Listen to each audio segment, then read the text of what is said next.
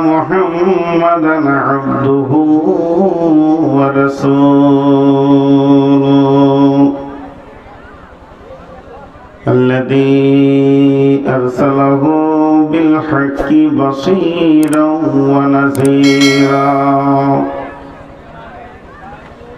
وداعيا إلى الله بإذنه وسراجا منيرا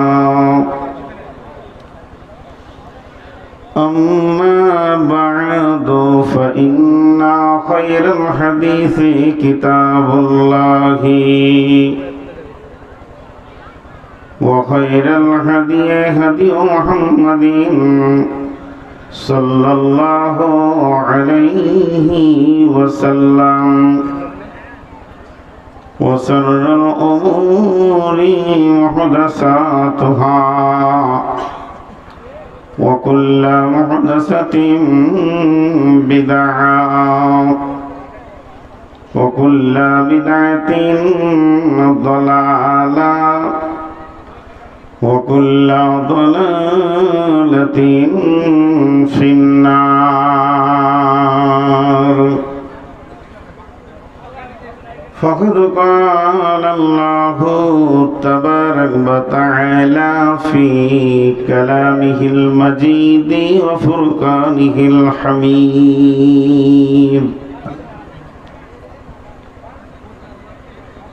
أعوذ بالله من الشيطان الرجيم إنما يأمر مساجد الله من آمن بالله واليوم الآخر وأقام الصلاة وآتى الزكاة والموفون بعهدهم إذا عهدوا وأقام الصلاة وآتى الزكاة ولم يخشى إلا الله فعسى أولئك أن يكونوا من المهتدين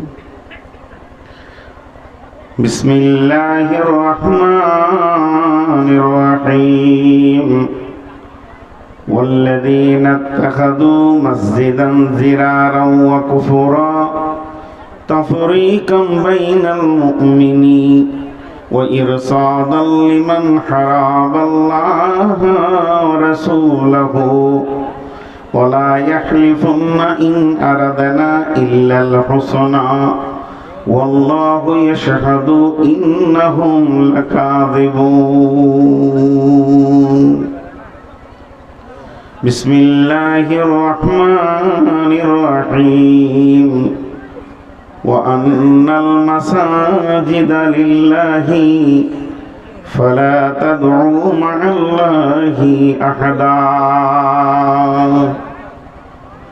بسم الله الرحمن الرحيم وعن أبي هريرة رضي الله تعالى عنه قال قال رسول الله صلى الله عليه وسلم إذا اتخذ الفي ضبالا والأمانة مغنما والزكاة مغرما تعلم لغير دين آتى الرجل امرته أكا أمه أدنى صديقه أكسى أباه جاهرت الأصوات في المساجد وعن ابن عمر رضي الله تعالى عنه قال سمعت رسول الله صلى الله عليه وسلم سبعة يظلهم الله في ظله يوم لا ظل إلا ظله إمام عادل شاب نشأ في عبادة الله ورجل قلبه معلق بالمساجد بسم الله الرحمن الرحيم وعن ابن عباس رضي الله تعالى عنه قال قال رسول الله صلى الله عليه وسلم মান বানা লিল্লাহি মাসজিদান বানাল্লাহু লাহু বাইতান ফিল জান্নাতি। একটু সাউন্ডটা দাও। হ্যাঁ হ্যাঁ, হালকা মিউজিক দাও, সাউন্ড দাও, মনিটরিং করো একটু।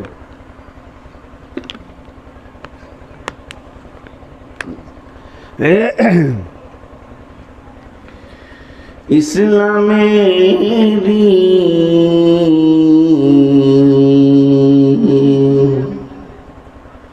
ইসলামেরি সৌদ নিয়ে আসছে ধারাই রমজান, ভোরের আগে নিয়ত বান্ধ ভুল করো না মুসলমান।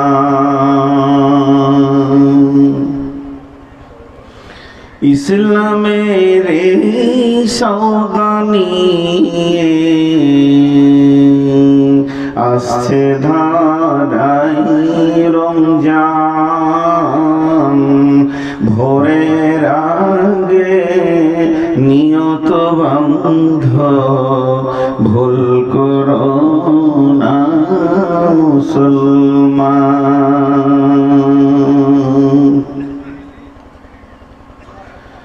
রমজানের 30 রোজা মাপ হবে তোর গুনার বোঝা। রমজানের 30 রোজা মাপ হবে তোর গুনার বোঝা। মাসুম শিশুর মতো আল্লাহ জীবন তোমায় করবে দান, ভোরের আগে নিয়ত বান্ধ ভুল করো না মুসলমান। ইসলামেরি সৌদানিয়ে আসছে ধারাই রমজান, ভোরের আগে নিয়ত বান্ধ ভুল করো না মুসলমান।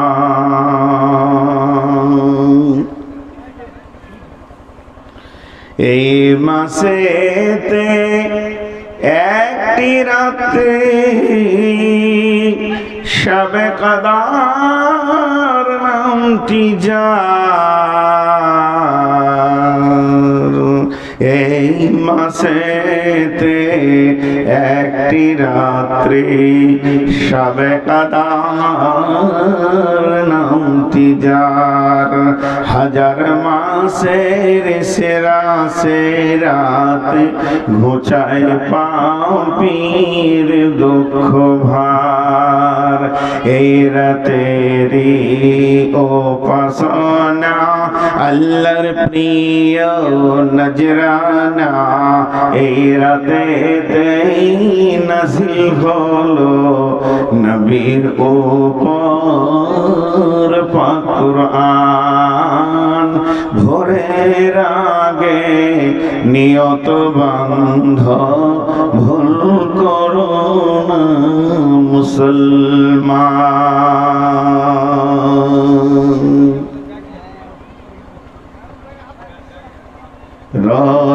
রোজাদারের 2টি খুশি, একটি খুশি ইফতারে, অপরটি হাই আল্লাহর দিদার রোজ হাসুরের প্রান্তরে। রোজাদারের 2টি খুশি, একটি খুশি ইফতারে, অপরটি হাই খোদার দিদার রোজ হাসরের প্রান্তরে। এত সুন্দর মধুর ডাকে যে জন সদা লুকিয়ে থাকে রোজ হাসরে কাঁদবে সেদিন পাবে না কো আল্লাহর দান ভোরের আগে নিয়ত বান্ধ ভুল করো না মুসলমান ইসলামেরই সাবানি আসছে ধারাই রমজান ভোরের আগে নিয়ত বান্ধ ভুল করো না মুসলমান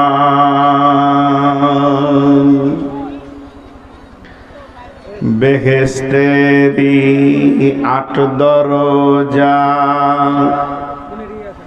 বেহেশতেরি ৮ দরজা রায়্যান নামে একটি দ্বার সেই দ্বারেতে ঢুকবে কেবল যারাই আল্লাহ রোজাদার রোজাদারের মুখের ঘ্যান মৃগনাভির খুশবু সমান তাই তো এদের এত আদর করেন আল্লাহ রহমান ভোরের আগে নিয়ত বান্ধ ভুল করো না মুসলমান ইসলামের সৌদানি আসছে ধারায় রমজান ভোরের আগে নিয়ত বান্ধ ভুল করো না মুসলমান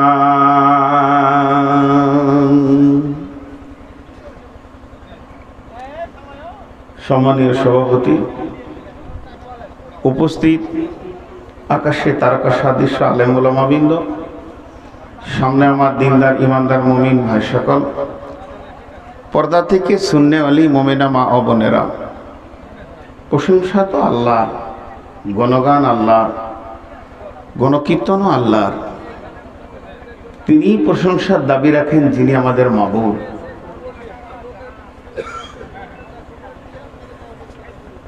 আপনি মাইকে বলবেন কেন এমনি বললেই তো হয় পেলে যেন সব যে মহান মুনিব আজকে একটা মসজিদ কেন্দ্রিক গোপালপুর জামে মসজিদ কেন্দ্রিক আয়োজিত মাহফিলে আমাদেরকে হাজির করেছেন এর জন্য সেই মহান মুনিবের দরবারে একবার প্রাণ খুলে শুকরিয়া করি সকলে বলি আলহামদুলিল্লাহ দরুদ ও সালাম বর্ষিত হোক আখিরি পয়গম্বর নবী কুল শিরোমণি ইমামুল আম্বিয়া নবী আহম্মদ নবী মুহাম্মদুর রাসূলুল্লাহ সাল্লাল্লাহু আলাইহি সাল্লামের উপর আল্লাহুম্মা আমিন আল্লাহুম্মা সাল্লি আলাইহি আল্লাহুম্মা বারিক আলাইহি একটা নিলাম আর কি এটা রাখতে হয় রাস্তায় পুলিশে দেখে তো আমি আপনাদের সামনে গ্রন্থ মুকুট আল কোরআনের 3টি আয়াত করেছি এবং হাদিসে নববী থেকে 3টি হাদিস পেশ করেছি এইগুলোকে কেন্দ্রবিন্দুর মধ্যে রেখে খুব স্বল্প সময়ে একদম হালকা টাইমে কয়েকটি কথা বলে সমাপন দিব ইনশাআল্লাহ ওমা তৌফিক ইল্লা বিল্লাহি আলাইহি তাওয়াক্কালতু ওয়া ইলাইহি উনীব আমার বক্তব্যের প্রারম্ভে আমি 3টি কথা আপনাদেরকে বলবো যেটা আমার প্রতিদিনের কথা যারা দাঁড়িয়ে আছেন এদেরকে নিয়ে আমার অনেক চিন্তা হয় যে এরা দাঁড়িয়ে থাকে কেন একটা সমাজে আসবে তো বুঝে নেবে এই সমাজে বসতে হয় আমিও বসে যাব আমিও সুন্দর হয়ে যাব ইসলাম সুন্দর ইসলামের প্রত্যেকটি কানুন ভালো বসার ব্যাপারেও কোরআন মুখ খুলেছে অথচ এই হতভাগা মুসলমানদেরকে বসাতে গিয়ে আমার মনে হয় মুসলিম কোনো মজলিসে কমিউনিটি সেন্টারে ভলেন্টিয়ারের দরকার হয় না, কারণ ও তো জানে যে আমাকে ইসলামী সভাতে গেলে বসতে হবে। এই লোকগুলো যে দায়িত্ব নিয়ে দাঁড়িয়ে আছে, বাড়িতে বলে এসছে আমি চললাম, কসম করছি দাঁড়িয়ে থাকবো, বসবো না, এই দায়িত্ব নিয়ে যে বাড়ি থেকে এসেছে, চারটিখানি ব্যাপার নয়। এত বসার সুযোগ থাকতেও এরা বসবে না। আল্লাহর রাস্তে বলছি, আল্লাহর গোলাম, রসুলের উম্মত, হে আমার ভাই, হে আমার বন্ধু, যারা দাঁড়িয়ে আছেন বসে যান। আপনাদেরকে একটা কোরআনের আয়াত বলছি আর আমলটা দেখতে চাইবো। আল্লাহ কোরআনে বলছেন তাফাসসাহু ফিল মাজালিসি ফাফসাহু ইয়াফসাহিল্লাহু লাকুম, সামনের জায়গা গ্রহণ করে পেছনে প্রশস্ততা ছেড়ে দিলে তোমার দুনিয়া আখেরাতে আমি ইজ্জত বাড়াবো। এটা আল্লাহর কথা বললাম। আপনাদের যাদের আমল করার ইচ্ছা আছে, দেখি তো কে মুসলমান কোরআনকে আমল করে নি। মাত্র 2 জন হলো, উঠেন সবাই নিজের নিজের জায়গা ছাড়েন, একটু করে আগে আসেন।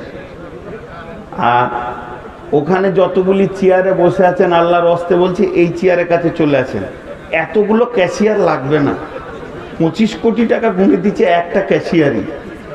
এদেরকে যদি স্টেট ব্যাংকে চাকরি দেওয়া হয়, কি অবস্থা হবে সে ব্যাংকের, বুঝতে পারেন।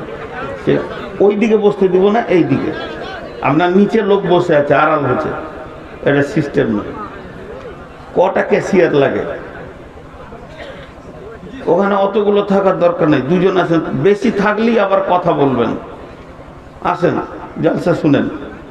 সকালবেলায় উঠে সেক্রেটারিকে বলবেন আমি জলসাই শুনতে পাইনি, খালি ব্যস্ত ছিলাম, আর কোনো কাজই নেই, খামাকে গল্প করছে। 2 লাখ টাকা হবে না, 4খানা ক্যাশিয়ার বসে আছে। জি বসেন, মাশাআল্লাহ। এইদিকে কটা ক্যাশিয়ার আছে? ওই 3টে ক্যাশিয়ারকে এদিকে সরান, এদিকে আছেন, ওগুলোকে এই চেয়ারের কাছে দেন। সুবহান আল্লাহ। হ্যাঁ, বিয়ের খোঁজ নাই, 2 পায়ে আলতা। ওই চেয়ারগুলো এখানে দাও রে বাবু, এই শোনা, চেয়ারগুলো এখানে দাও। মাশাআল্লাহ। সকালে একবার বলি আলহামদুলিল্লাহ, আর একটু পাওয়ারকে বাড়িয়ে বলি আলহামদুলিল্লাহ। সুবহানাল্লাহ। রেগে আছেন নাকি? আমি নাই রেগে আছি, আপনাদের আগের কি দরকার আছে? জি ভাই। যার রাগ নাই সে বেটা ছেলে নয়, আর যার রাগ নাই সে জিহাদ করতে পারবে না। আমি আপনাদের সামনে খুব ছোট ভূমিকা তুলে ধরছি। পৃথিবীতে অনেক গ্রাম, অনেক নাম, নামগুলো কে রেখেছিল? পৃথিবীতে অনেক গাছ, গাছগুলোর আলাদা আলাদা নাম, নামগুলো কে রেখেছিল? পৃথিবীর বহু বস্তু আছে যেগুলোর নাম আমরা বলে ডাকি, কিন্তু সেগুলোর নাম কে রেখেছিল? ইতিহাস আমাদের কারো কাছে জানা নাই। তো রব্বুল আলামিন এই ইলমের মালিক, এটাই খালি জেনে রাখেন। আজকে পৃথিবীতে মানব সংখ্যার গণনা করতে হবে না, 750-800 কোটি মানুষ পৃথিবীতে বাস করছে, এটা গুনতে হবে না। ঘর কতগুলো আছে গুনতে হবে। ঘর, আপনার গ্রামে ঘর কয়টা, আমার গ্রামে ঘর কয়টা, আবার এই ঘরের আবার আলাদা নাম আছে। একটা ঘরের নাম স্কুল, একটা ঘরের নাম কলেজ, একটা ঘরের নাম হসপিটাল, একটা ঘরের নাম স্টেশন, একটা ঘরের নাম বেডরুম, ডাইনিং রুম। এগুলো আবার কে রেখেছিল রে বাবা? কত ঘর, কত নাম। এইভাবে আবার সম্পর্কে ঘরের নাম হয়, শ্বশুর বাড়ি, খালার বাড়ি, মামার বাড়ি, শালার বাড়ি, হ্যাঁ, বিয়াই বাড়ি। বাড়ির নাম আবার আত্মীয়তার সঙ্গে জুড়ে যায়। তো পৃথিবীতে প্রথম যিনি মানুষ এসেছিলেন তিনি আদম। প্রথম যিনি জিন এসেছিলেন, জিনেদের ভিতর 7খানা নবী ছিল, তারা ধ্বংস হয়ে গেছে, তাদেরকে মার্ডার করা হয়েছে। জিনেরা এত খরচ, নিজের নবীকে নিজে মার্ডার করেছে। আপনারা জানেন মানুষের ভিতরও নবীকে মার্ডার করা হয়েছে, তাদেরকে শহীদ করা হয়েছে, কোরআনে আছে। তো তারা 7খানা নবী তাদের গুজরে গেছে। তো তারপরেও জিনেদের প্রথম জিনের নাম হচ্ছে আজাজিল। তেমনি পৃথিবীতে প্রথম এসছে পুরুষ, তার নাম আদম। পৃথিবীতে প্রথম এসছে রাত, তারপরে দিন। প্রথম এসছে পৃথিবীতে পানি, তারপরে আগুন। এইভাবে আজকের পৃথিবীতে যদি গৃহসুমারিতে নামা যায়, কতগুলি ঘর আছে, অট্টালিকা, টাওয়ার, বুর্জ খলিফা, বড় বড় আকাশচুম্বী টাওয়ার তৈরি করছে মানুষ, তো অনেক ঘর হবে। আমি আর গুনতি বলতে পারছি না, শেষকালে বলছি অনেক ঘর হবে। তো এই ঘরগুলোর ভিতরে প্রথম ঘর কার, কোনটা? প্রথম ঘর হচ্ছে হারাম, কাবা শরীফ। আল্লাহ কোরআনে বলেছেন, ইন্না আউওয়ালা বাইতিন উদিয়া লিন-নাস লাল্লাযী বিবাক্কাতা মুবারাকা ওয়া হুদা লিল আলামিন। তো এই কাবা শরীফ যে প্রথম ঘর, এটা ভিতটা কখন রাখা হয়েছিল, তারিখটা কি? দুই রকম মতান্তর তারিখ আছে। রাহিকুল মাকতুমটা দেখবেন, আর একটা বই আছে ওই লেখকেরই, শফিউর রহমান মোবারকপুরী, সে বইটার নাম হচ্ছে সচিত্রে মক্কার ইতিহাস, সচিত্রে মদিনার ইতিহাস। এই দুটি বই আমি মক্কা থেকে এনেছি, আমার বাসায় আছে। ইন্ডিয়াতে পাওয়া যায় না বললে চলে, তবে বাংলাদেশে নকল ছেড়েছে। তো সেখানে দিয়েছে কাবার দুইটা ইতিহাস এসছে। একটা হচ্ছে আদম আলাইহিস সালাম যেদিন জন্ম নেয় তার 2500 বছর পূর্বে কাবার ভিত দেওয়া হয়েছে। আর একটা ইতিহাস বলছে না, যেদিন আদমের জন্ম সেদিনই কাবার জন্ম। কাকে দিয়ে দিয়েছিলেন আল্লাহ? ফেরেশতাদেরকে দিয়ে। তিনি প্ল্যান দিয়েছিলেন, এস্টিমেট দিয়েছিলেন কোন জায়গায় হবে, ফেরেশতারা সেই জায়গায় ঘর বানিয়েছিলেন। সেই ঘরটা কেমন ছিল? এই সামান্য বালু কাঠ খোটা দিয়ে একটু উঁচা করে দিয়েছিল ফেরেশতারা। এটাই হলো কাবা। কাবা শব্দের অর্থ হলো গোড়ালি। কাবা মানে গোড়ালি, গোড়ালি। আমাদের পায়ের নিচে একটা হাড় আছে উঁচু, ডান দিকে বাঁ দিকে দু সাইডকে আমরা কি বলি? গোড়ালি। কাবা মানে হচ্ছে গোড়ালি। কোরআনে আছে, ফাকসিলু উজুহাকুম ওয়া আইদিয়াকুম ইলাল মারাফিকি ওয়ামসাউ বিরুসিকুম ওয়া আরজুলুকুম ইলাল কাবাইন। তোমাদের দুই গোড়ালি পর্যন্ত তোমরা উজু করার সময় ধোও। তো কাবা মানে গোড়ালি। তো ওখানটা গোড়ালি বলা হলো কেন? ওই জায়গাটা সেই জামানায় ছিল চারিদিকে পাহাড় লম্বা হয়ে দাঁড়িয়ে আছে, আর মাঝে ওখানটা একটা গোড়ালির মতো করে দেওয়া হয়েছিল, তাই কাবা। আর ওটার বর্তমানে নাম হারাম শরীফ, কাবাও বলে হারাম শরীফ। তো এ হলো কাবার ইতিহাস। এখন আমি এটাকে এই পর্যন্ত রেখে দিলাম। আল্লাহর প্রথম ঘর হচ্ছে, পৃথিবীর প্রথম ঘর আল্লাহর ঘর কাবা। আর আল্লাহ আবার বলছেন উদিয়া লিন-নাস, আমি মানুষের জন্য তৈরি করেছি ঘর, আমার তৈরি করেছি মানুষের জন্য। কেন? আমি তো তাদেরকে পৃথিবীতে দেখা দিব না, তারা তো আমাকে ডাকবে, তার তো একটা নিশানা হতে হবে কোন দিকে ডাকবে। এই জন্য কেবলাটাকে সারা বিশ্বের নিশানা বানিয়েছেন। ওর জন্য হযরত উমর ফারুক রাদিয়াল্লাহু তাআলা আনহু বলেছিলেন, হে কাবা, তুই একটা পাথরের ঘর, বই অন্য কিছু নস, তোর কোনো ক্ষমতা নাই, তোর কোনো ক্ষমতা নাই, তোর কোনো বিশাল যে তুই শক্তির মালিক তা নস, বরং তোকে সাজদা করি না, তোকে সাজদা করি না, সাজদা করি তোর রবকে, তোর মালিককে, তো এই ঘরের মালিককে সাজদা করি। তিনি বড় আকীদার মানুষ ছিলেন। তো এখন পৃথিবীতে প্রথম মসজিদ কোনটা? মসজিদ নামে ভিত হয়েছে, এই নিয়ে বিভিন্ন মতান্তর চলে গেছে। আমি আপনাদের সামনে আজকের বক্তব্যের বিষয় রেখেছি মসজিদ, এবং আপনাদেরকে খুবই ভালো লাগবে। এখানে তথ্যবহুল অনেক কথা আছে। মসজিদ খারাপ জায়গা না ভালো জায়গা? মাশাআল্লাহ, সবাই বলতে পারেনি। এখানে কত লোক বলেছে, যারা দূরে আছে তারা ভাবছে যে যারা সামনে বসেছে ওরাই বলবে, এটার দায়িত্ব দিয়ে দেন। সবাই আমরা বলি মসজিদ ভালো জায়গা না খারাপ জায়গা? মাশাআল্লাহ। কিন্তু মসজিদে বসে থাকলে নেকি হয়। ছোট্ট একটা কথা বলছি, এটা হাদিস নয়, এটা কোরআন নয়, এটা তাফসীর নয়, এটা ইতিহাস নয়, এটা ব্রেন দিয়ে। আপনার ব্রেনটা আমার ব্রেনের সঙ্গে জয়েন্ট হতেও পারে, না পারে।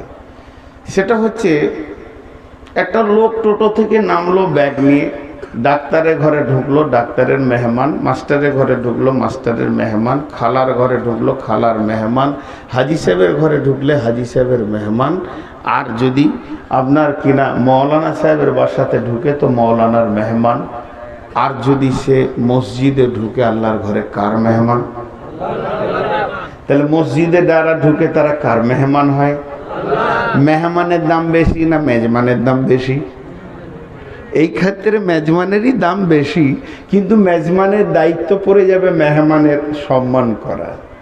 আচ্ছা, আপনার আমার বাড়িতে যদি মেহমান আসে, বাড়ির গৃহ কাজে আমরা ব্যস্ত, গরু ছাগলকে খেতে দিচ্ছি, হাট বাজার করছি, চলছি ফিরছি, মেহমান বাড়িতে আসলে কে কে দুঃখিত হন? হাত তোলেন তো, কষ্ট পান কে কে?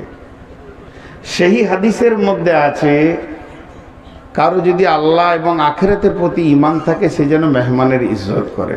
আজ আমি আপনাদের মেহমান, আমি যতই ধৃষ্টতা করি আপনারা আমার ইজ্জত করবেন, এটাই তো নিয়ম। তো মেহমানের ইজ্জত করে, তো সহি হাদিসের মধ্যে আছে, তাহলে আল্লাহ তো নিজে করবেন। এবার বলি, আল্লাহর একটা দৃষ্টি, আল্লাহর প্রতিটি দৃষ্টি রহমতের দৃষ্টি। আল্লাহর দৃষ্টিটা আপনার আমার মতো চামড়ার চোখের দৃষ্টি নয়। আল্লাহর দৃষ্টি যার দিকে পড়বে, আল্লাহ তাকে মাফ করে দেন, আল্লাহ তার উপরে রহমত বর্ষণ করেন। আল্লাহর দৃষ্টিটা রহমতের দৃষ্টি। এখন যদি কেউ আপনার ঘরে মেহমান আছে, আপনি ঘুরবেন ফিরবেন না, তার দিকে তাকাবেন, আমার মেহমান, আমার মেহমান, আমার মেহমান। তেমনি আল্লাহর ঘরে যে থাকবে, তো প্রতিটি নজর আল্লাহর তার উপরে পড়বে, তো প্রতিটি রহমতের দৃষ্টি পড়বে। আপনার কোনো কাজ নেই, আপনি ইবাদত করেননি, আপনি উজুও করেননি, খালি পাক আছেন, মসজিদে যে চুপ করে বসে আছেন। আর যতক্ষণ বসে আছেন, যদি আপনি ইবাদত করেন, তেলাওয়াত করেন, জিকির করেন, নামাজ পড়েন, সুবহানাল্লাহ বলেন, আলহামদুলিল্লাহ বলেন, তাহলে তো বোনাসই বোনাস চলবে। কিন্তু শুধু চুপ করে যদি ওই ঘরটাতে বসে থাকা যায়, তো আল্লাহর খালি বারবার দৃষ্টি পড়বে, আমার ঘরে আমার কুটুম এসছে, আমার ঘরে আমার কুটুম এসছে। আর যতবার আল্লাহ নজর পড়বে, তত গুনাহ মাফ হবে। গুনাহ মাফ হওয়ার জন্য পঞ্চায়েতে যাওয়ার দরকার নেই, খালি মসজিদে চুপ বসে থাকলেই হবে। ঘরটার দাম কত? ঘরটার দাম কত? জি, এই ঘরটার দাম আরেকবার শেষ দিকে বলবো। এখন আমি আপনাদের সামনে যে বিষয়টা তুলে ধরছি, মসজিদ যত ভালো তত খারাপ। খারাপ কেন? খারাপ কেন? আছে খারাপ, কঠিন খারাপের কথা বলা হয়েছে। বিসমিল্লাহির রহমানির রহিম। লা তাকুম ফীহি আবাদা লা উসসিসা আলা তাকওয়া মিন আউয়ালি ইয়াউমিন। এবার ঝামেলা লেগে যাবে আপনাদের সঙ্গে আমার, কিন্তু খানিকক্ষণ ধৈর্য ধরতে হবে। লা উসসিসা লা তাকুম ফীহি আবাদা লা উসসিসা আলা তাকওয়া মিন আউয়ালি ইয়াউমিন। পৃথিবীর দামি মানুষ নবী মুহাম্মদুর রাসূলুল্লাহ সাল্লাল্লাহু আলাইহি ওয়াসাল্লাম, তিনি মসজিদে যাওয়ার জন্য রেডি হয়ে গেছেন। মসজিদে যাবেন, মসজিদে গিয়ে সালাত আদায় করবেন, অন্য কোনো উদ্দেশ্য নয়। এমন সময় জিবরাইল আমিন এসে নবীজির সামনে দাঁড়িয়ে গিয়ে বলছেন, লা তাকুম ফীহি আবাদা। নবী হে, খবরদার, আপনি মসজিদে পা দেবেন না, কোনদিন ওই মসজিদে গিয়ে পা দেবেন না। মসজিদটা এত নোংরা জায়গা হয়ে গেছে, ওই মসজিদটা এত খারাপ, আপনার মতো নবী ওই মসজিদে পা দেবে, এটা আমার আল্লাহ মেনে নিতে পারছেন না। এর জন্য আল্লাহ আমাকে বললেন, জিবরাইল রে, তুমি যাও, আমার নবীকে গিয়ে আটকে দাও, সে যেন মসজিদে পা না দেয়।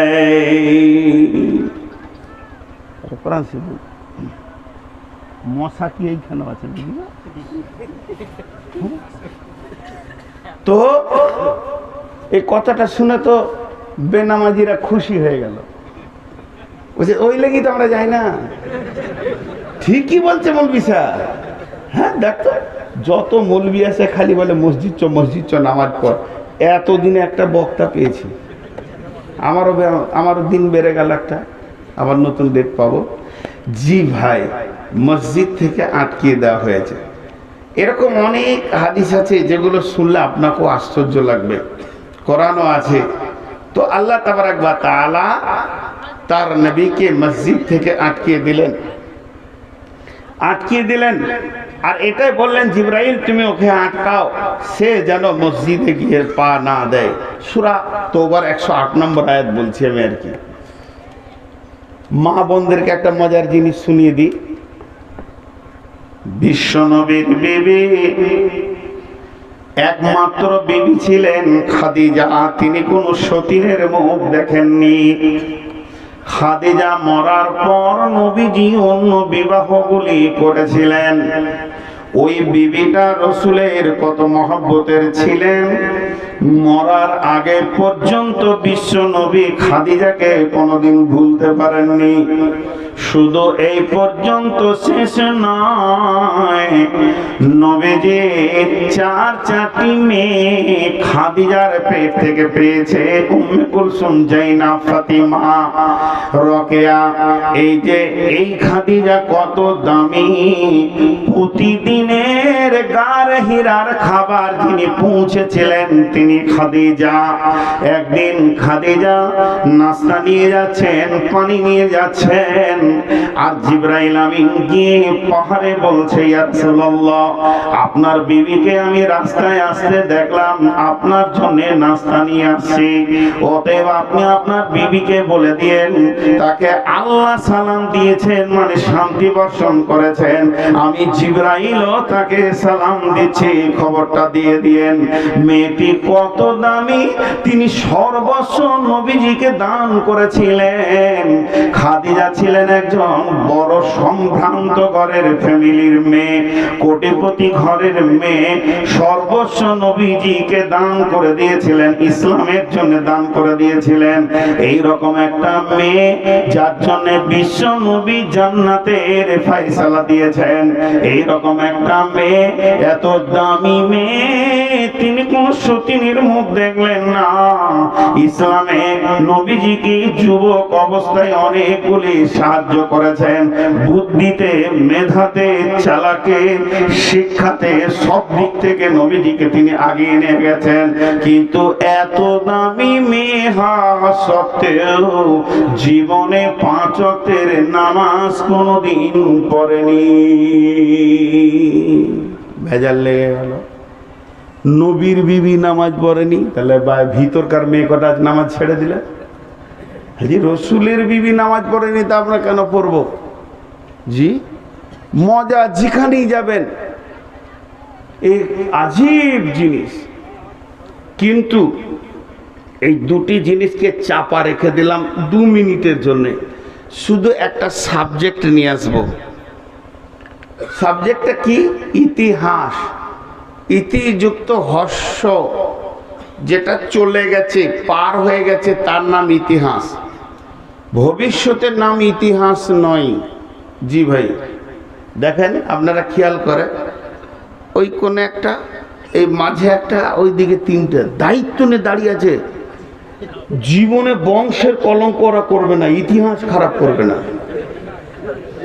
কারণ ও জানে যে আমি যে বংশের ছেলে, আমার দাদু জীবনে যে কোনো জালসায় বসে নাই, আমি কেন বসবো? একজন অহংকার করে বলছে চোর হতে পারি, বংশ ভালো।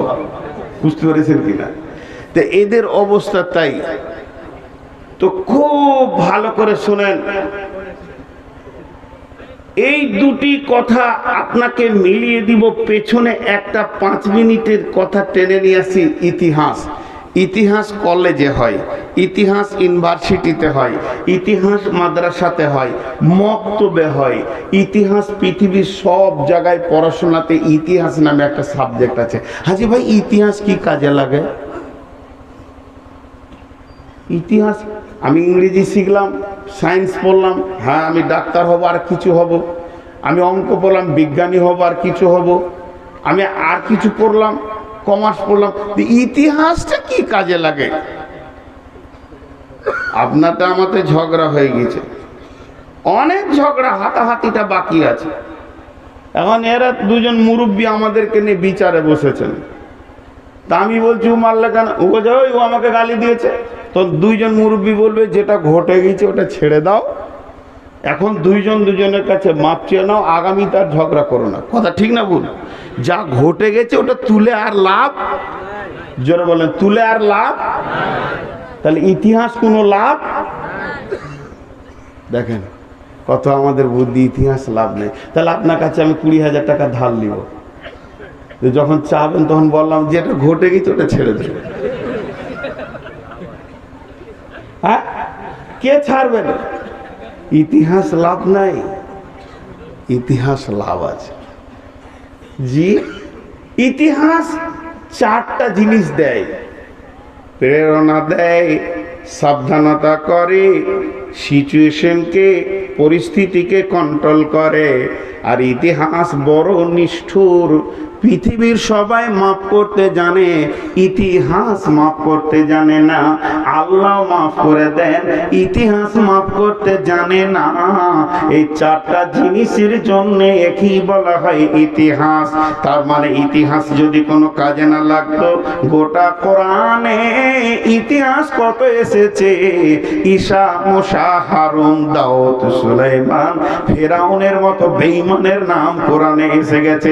হামান, নমরুদ, উবাই ইবনে খাব। কেন? ইতিহাসের 2টি কালার, একটা হলো সোনালী আর একটা হলো কয়লার মতো কালো। পৃথিবীতে যত মানুষ আগে চলে গেছে তারা 2টি কালার পৃথিবীতে রেখে গেছে। একটা হলো সোনালী উজ্জ্বল তারকা, আর একটা হলো কালো কয়লার মতো অন্ধকার। ইতিহাস আপনাকে কি বলে? ইতিহাস আপনার ভবিষ্যতের প্রেরণা জমায়। আপনি সাহাবীদের ইতিহাস পড়বেন, নবীদের পড়বেন, কবিদের পড়বেন, বড় বড় দামি মানুষের ইতিহাস যখন পড়বেন তখন আপনার ভিতরে একটা প্রেরণা জন্মাবে। আমিও বড় হব, ইতিহাসের পাতাতে নাম নিব, আমিও মুজাহিদ হব, আমিও দামি হব। ইতিহাস আপনাকে ভবিষ্যতের প্রেরণা দেয়। আর যখনই আপনি কুখ্যাত কালো কয়লার মতো ইতিহাসগুলো পড়বেন তখন আপনাকে ইতিহাস সাবধান করবে, সাবধান হয়ে যা, তোর থেকে বড় বড় মাস্তানগুলো তাবাহ হয়ে গেছে, ফেরাউন চলে গেছে, কি মোচে তাল মারছিস? তোর মোচে তাল মারা তো দূরের কথা, তোর খালুকে জিজ্ঞেস কর, এখনো শুয়ে আছে ফেরাউন মিশরের পিরামিডে, সেও কি অবস্থা তাকে তাবাহ করেছে। একদিকে ইতিহাস প্রেরণা দেয় আর একদিকে ইতিহাস সাবধান করে। আর ইতিহাস 3 নম্বরে কি করে? ইতিহাস কাউকে মাফ করতে জানে না। মানুষ মরে যায় কিন্তু ইতিহাস মরে না। একটা লোক চুরি করতে করতে মারা গেল, নাম হচ্ছে তার কালু ডাকাত, আর রোড সাইডে কবর হয়েছে। পৃথিবীর মানুষ কিয়ামত পর্যন্ত বলবে এটা কালু ডাকাতের কবর, সে মরে গেছে, হাড়হাড্ডি নাই, কিন্তু পৃথিবীতে নোংরা ইতিহাস রেখে চলে গেছে। অতএব মানুষ মরে কিন্তু ইতিহাস মরে না। বিশ্ব নবী মারা গেছেন, ইতিহাস মারা যায়নি। ফিরআউন মারা গেছে বেঈমান, ইতিহাস মারা যায়নি। অতএব ইতিহাস এমন একটা নিষ্ঠুর, কাউকে মাফ করতে জানে না। এর জন্য একজন দার্শনিক বলেছেন, সাবধানে পা ফেলো, ইতিহাসে কলঙ্ক এলে মুছার মতো দাস্তার পৃথিবীতে নাই। ওই বর্ধমানি ভাই বললে আমি বুঝিলি, আমাকে ছাড়া কাউকে ডাকে না। তাহলে আমার নাম বর্ধমানি। আমি যদি সমস্ত ডকুমেন্টস গুলোকে কোর্টে জমা করে দিই বহরমপুরে, তারপরে আপনার গ্রামে যদি বাড়ি বানিয়ে নিই, আমি যদি আবার মুর্শিদাবাদের পাসপোর্ট থেকে, আধার কার্ড থেকে ভোটার কার্ড পর্যন্ত রেশন কার্ড বের করে নিই, আমারই নাম হয়ে যাবে মুর্শিদাবাদী। তাহলে একটা হলো বর্ধমানি, একটা হলো মুর্শিদাবাদী। নবীজিকে বলা হয় নবী মক্কি, নবী মাদানী। মক্কাতে 10 থেকে 12 বছর ছিলেন আর 11 থেকে 10 বছর ছিলেন মদিনাতে। তারপরে তিনি বিদায় নিয়েছেন। এর জন্য নবী মক্কি, নবী মাদানী। নবী যতদিন মক্কায় ছিলেন, নবীজির শত্রু ছিল 2টা, একটা হলো কাফির, একটা হলো মুশরিক। একটা হলো কাফির, একটা হলো মুশরিক। কাফির মুশরিক ছিল রাসূলের জানের জম, মুনাফিক ছিল কিন্তু দুর্বল।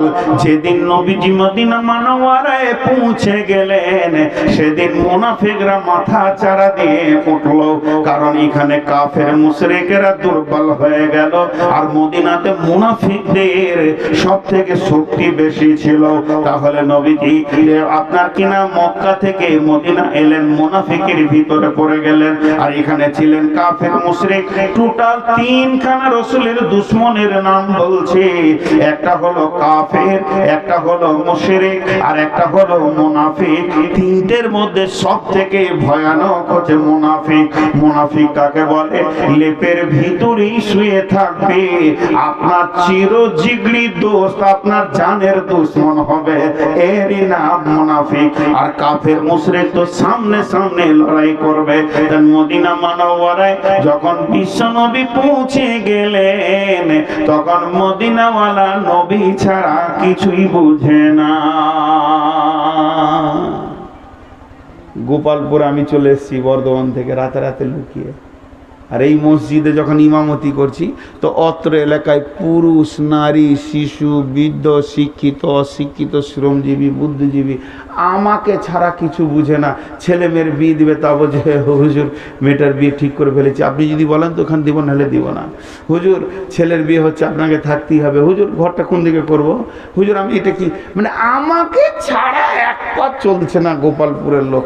আচ্ছা বলেন, এতদিন যারা নেতৃত্ব দিচ্ছিল তাদের কলজে ঠিক থাকবে? হ্যাঁ না বলে না? এদের কলজে জ্বলতে লাগলো। কোথা থেকে এলো রে? সব লুটে নিলে রে। মক্কা থেকে এসে মদিনাতে ওই নেতৃত্ব করবে, আমাদের পুঁছে না কেউ রে। জ্বর হয়েছে তাও পুঁছে না রে। কলজে এদের জ্বলতে লাগলো। এদের মধ্যে বৃদ্ধ আছে, ইয়ং আছে, আর সব থেকে মেন সর্দার হচ্ছে আব্দুল্লাহ ইবনে উবাই ইবনে সালুল, মুনাফিকদের সর্দার। আহা, এদের ব্যাপারে আল্লাহ বলেছেন নবীকে, তুই যদি 70 বার ওর জন্য জানাজা পড়িস, দোয়া করিস, তা আমি মাফ করবো না। বিশ্ব নবী বলেছেন তাহলে 71 বার পড়ি, বলে জীবনও মাফ করবো না। খাই আল্লাহ কত রেগে আছে। তো এই মুনাফিকেরা মিটিং করছে গোপনে। ইতিহাসটা ভালো করে শুনবেন, 2 মিনিট লাগবে। আর এটা না শুনলে আপনি বুঝতে পারবেন না যে রসুলকে কেন মসজিদ থেকে আটকানো হলো। এরা গোপনে মিটিং করছে। তো এদের মধ্যে ইয়ংও আছে।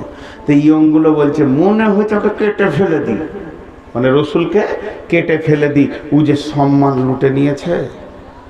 তখন বৃদ্ধ জ্ঞানের ভান্ডার নিয়ে যে বসে আছে খাবিস, সে বলছে না রে, ধীরে ধীরে কাজ করতে হবে। ওর দলে যা লোক আছে চাটনিতে জুটবি না, সামনে সামনে যাস না। ও সাংঘাতিক ক্ষমতা নিয়ে এসছে রে। এমন 16 করে প্যাঁচ মারবো, না থাকবে বাঁশ, না থাকবে বাঁশর। তাহলে তাড়াতাড়ি ব্যবস্থা নেন। বলে ব্যবস্থা নেওয়া হচ্ছে। 2 জনকে বললে তোরা মক্কা যা, ও যে বংশ থেকে এসছে ওই এলাকার খবরটা নিয়ে আইতো। মুরব্বি পাঠাচ্ছে। এরা যে গোপনে মিটিংটা করছে মদিনাতে, কিন্তু আবার নামাজ এসে রসুলের পেছনেই পড়ছে, আবার মুসাফা করছে। হুজুর কেমন আছেন? সকালে তো দেখিনি, মনটা খারাপ করছিল। কত বেঈমান। এরকম মাল এ গায়েও আছে। ইমামের পেছনে নামাজ পড়বে আর হুজুর হুজুর করবে, ইমামের রোমে 2 ঘন্টা করে প্রতিদিন কাটাবে। ওই আবার ইমামের পাকা দুশ্মন। এই মাল আছে না নাই? নামাজের প্রথম কাতারে দাঁড়াবে, ওর চেহারা টুপি দেখে মনে হবে ফেরেশতা, কিন্তু হচ্ছে গায়ের মধ্যে পাকা চিটিংবাজ। বক দেখেছেন? বক আর বলে না, নদীর ধারে জলাশয়ে যখন চুপ করে বসে থাকে তো মনে হয় যেন হযরতজি তাহাজ্জুদের নিয়ত বেঁধেছে, কিন্তু মাছ লড়লে কি অবস্থা করে। বহু হুজুরকে দেখেছি টুপিতে দাঁড়িয়ে মনে হচ্ছে আল্লাহর ওলি, পাক্কা খাবিস। খালি ওর ভাইকে জিজ্ঞেস করেন, আমার পাঞ্জাবি আর টুপি দেখে মনে করছেন আল্লাহর ওলি। আমার ভাইকে জিজ্ঞেস করেন, বলে 30 বিঘে জমি লিখে নিয়েছে খাবিস। ফুটে গেল, 1 লিখই যথেষ্ট টিউ। জি, তো ঠিক মুনাফিকরা রসুলের সঙ্গে আচরণ করছে। যে 2 জনকে কোথা পাঠালো? মক্কা। এরা খবর আনতে গেছে যে ওর কোনো দুশ্মন পৃথিবীতে আছে কিনা। ইতিহাস শুনেন ভালো করে। হাজি, ওই 3 জনকে আপনারা গাঁ থেকে বয়কট করে রেখেছেন। আহা, কি করে ওরা থাকে গো? দোকানদানি কোথা করে গো? হ্যাঁ, এগুলো হচ্ছে আনসুশাল লোক, জীবনে কারো কাজে লাগে নাই আর লাগবে না। জি, মাফ করেন, আমার আর 1-2 বছর লোক আমাকে ঝাঁটা মারবে। আমার কপালে ঝাঁটা ছাড়া কিছুই নেই। হ্যাঁ, এখন ঘটনা হলো কি, যে দুজন মক্কা গেল, তো যাবি যা, তো আবু জাহেলের পাড়াতেই ঢুকেছে। ঢুকে বলছে, ও মক্কার লোক, তোমরা কি নবী মুহাম্মদ সাল্লাল্লাহু আলাইহি সাল্লামকে চিনো? একজন কাফের বেঈমানকে যখনই জিজ্ঞেস করেছে, বেঈমান তখন বলছে রাতে রাতে গোপনে পালিয়েছে জান নিয়ে। ওকে তো চিনি দূরের কথা, ওকে খালি ছুরি ধার দিয়ে রেখেছি পিস পিস করে কাটার লেগে। রাত্রিবেলায় চলে গেছে, বেঈমান আছে কোথা খুঁজে পেছি না। নাউজুবিল্লাহ। লম্বা লম্বা যত কথা বলে, আর এই মুনাফিকদের কলজে তখন ফুলে বড় হয়ে যায়। রে বাবরে, সাংঘাতিক জায়গায় এসেছি রে বাবা। এবার ফিরে গিয়ে ওদের সর্দারকে বলছে চলো আবার মিটিং আছে। এরা যখন ফিরে গেল, গোপনে মিটিং শুরু হয়ে গেল। ওই মিটিং এ আলোচনা বিবৃতিতে এদেরকে জিজ্ঞেস করছে, বলো তোমরা মক্কার খবর দাও। মক্কার খবর এরা দিল কি? ও আমার সর্দারের দল, কান করে শুনেন, মক্কাতে নবী মুহাম্মদের দুশমনের ঢেরি লেগে আছে। আমরা দেখেছি তখন ওই বয়োবৃদ্ধ মুনাফিক আব্দুল্লাহ ইবনে উবাই ইবনে সুলুল মুচকি হেসে বলছে, কাজ হয়ে গেছে। ওদেরকে খবর দিয়ে দে যে নবী মুহাম্মদ রাতে রাতে পালালে কি হবে, মদিনায় আছে, ওরা দুজনা আসবে, ওকে মার্ডার করে চলে যাবে, আমাদেরকে মারতে হবে না, আমরা আসামি হব না, কতলের পরিবর্তে কতল হবে না, চারিদিক থেকে বেঁচে যাব। আর মরলি তখন আমাদের নেতৃত্ব ফিরে চলে আসবে। থাকবে কার ঘরে? ওরা যে আসবে দুজন মার্ডার করতে, গাছতলায় বসে থাকবে? কার ঘরে থাকবে? যার ঘরে থাকবে তারও কপালে বিপদ আছে। কারণ মদিনার লোক এখন রসুল ছাড়া বুঝে না। তখন আর একটা প্ল্যান করছে, এক কাজ কর, একটা ছোট মসজিদ তৈরি কর, মসজিদ কর একটা, এই মসজিদে থাকবে। হাজি, এটা হলো জামে মসজিদ। আর একদম মদিনার দক্ষিণে অনেক দূরে পাহাড়ের ধারে একটা মসজিদ, 4-5টা ঘরের বস্তি করে মসজিদ করে নিল। তাহলে ওইখানে সপ্তাহে ক ওয়াক্ত নামাজ হয়? 35 ওয়াক্ত নামাজ হয়। সপ্তাহে ক ওয়াক্ত হয়? 35 ওয়াক্ত হয়। 34 ওয়াক্ত ওয়াক্তিয়া নামাজে পড়বো, আর এক ওয়াক্তে এসে রসুলের পেছনে পড়ে নিব জুমার নামাজটা। তো রসুলও বুঝে নিবে যে লোকটি আমার দলে আছে, হাত ছাড়া হয়নি। আর ওই দিকে যে বেঈমানরা, আমাদের কাফেররা আসবে মক্কা থেকে, যারা মার্ডার করতে, তাদেরকে ওই মসজিদে রেখে দিব, থাকা খাওয়ার ব্যবস্থা করে দিব। এই 35 ওয়াক্ত মানে সপ্তাহ লাগবে না, 2-3 দিনের ভিতরে রসুলকে একা পেয়ে যাবে কাবাতে। সাহাবীরা কাজে যাবে, মার্ডার করে বেরিয়ে যাবে। প্ল্যান করে একটা মসজিদ বানালো। মসজিদ মানে কি, এরকম বড় পাকা না, এই কাঠ ফাট দিয়ে, চাটাই ফাটে কার্টুন দিয়ে মসজিদ হয়ে গেল একটা। হাজি ভাই, আপনারা বলেন, আমেরিকাতে একটা বড় মসজিদ হয়েছে, এটা যদি কোনো মুসলমান শুনে ওর দিলটা খুশি হবে না? আরে হ্যাঁ না বলেন? আর ইংল্যান্ডে একটা মসজিদকে ভেঙে দিয়েছে, এটা শুনলে তো মসজিদের দুঃখ হবে কি হবে না? হবে। তো আল্লাহ রসুলের কাছে নতুন মসজিদের যখন খবর আসছে, তোর দিলটা কত বড় হচ্ছে রে। আরে কদিনের মুসলমান রে তোরা রে, 2 মাসে নেই, 4 মাসে নেই, 6 মাসের মুসলমান, এরই ভিতরে নতুন মসজিদ করে নিয়েছে। তাহলে আল্লাহ রসুলের দিলটা বড় হচ্ছে। ওরা করলো কি, মসজিদটা যে বানানো হয়ে গেল, তো মনে মনে ভাবছে আজান দিয়ে নামাজ চালু কর। ওই চালু কি করে করবি? এখনো রসুল বেঁচে আছে, ওকে বাদ দিয়ে যদি তোরা আজান দিয়ে নামাজ চালু করিস, তো লোক এই মসজিদটা পৌঁছবে না। স্বয়ং রসুল আছে, ওকে ডাক, ওকে দিয়ে উদ্বোধনটা করেলে। তার মানে আমাদের বর্ধমানের কথায় কি বলে জানেন? ওই শিলে বাঁটে, ওইটাকে কি বলেন? পাথরটাকে নোড়া। যার শিল তার নোড়া, তার ভাঙবো দাঁতের মোড়া। কমন কাজ। যাকে মার্ডার করার প্ল্যান, তাকে দিয়ে আবার উদ্বোধন। কথাটা ঠিক আছে না? বাস এর মধ্যে একজন মুনাফিক এসে বলছেন, দয়ার নবী গো, আমরা মদিনার একদম দক্ষিণে একটা নতুন মসজিদ বানিয়েছি। যখন এই কথা বলে দিলেন, রাসূল খুশিতে বুকটা ভরে গেল। বাহ বাহ বাহ বাহ, তোমরা দামি কাজ করেছো, কয়দিনের মুসলমান তোমরা মসজিদ বানাতে শুরু করেছো, বাহ বাহ বাহ বাহ। এরপরে বলছে, রাসূলুল্লাহ মসজিদ এখনো উদ্বোধন হয়নি, উদ্বোধন করিনি, শুধু আপনার অপেক্ষায় আছি। আপনি একবার যাবেন আর আমরা আজান দিয়ে দিব, আপনি নামাজ পড়িয়ে দেবেন, আর নামাজ পড়ে যখনই আপনি সালাম ফিরে উঠে চলে আসবেন, আমাদের মসজিদটা চালু হয়ে যাবে। এই কথা যখনই বললো, আল্লাহর নবী বললেন, যাব যাব যাব না তো কোথায় যাব, তোমাদের মসজিদের উদ্বোধন করে দিব। এই কথা বলে ওই মসজিদে নামাজ পড়ার জন্য বিশ্বনবী যখন রেডি হয়ে গেলেন, বিশ্বনবী তৈরি হয়ে গেলেন, বিশ্বনবী পোশাক পরে নিলেন, যেমন করে মসজিদে যেতে হয়, উজু গোসল করে সবগুলি যখন কমপ্লিট করে এবার হুজরা থেকে বের হবেন, এমন সময় আল্লাহ জিবরাইলকে বলছে, আটকাও আমার নবীকে, আটকাও, আমার নবী ওই মসজিদে পা দিবে, এটা আমি মেনে নিতে পারবো না।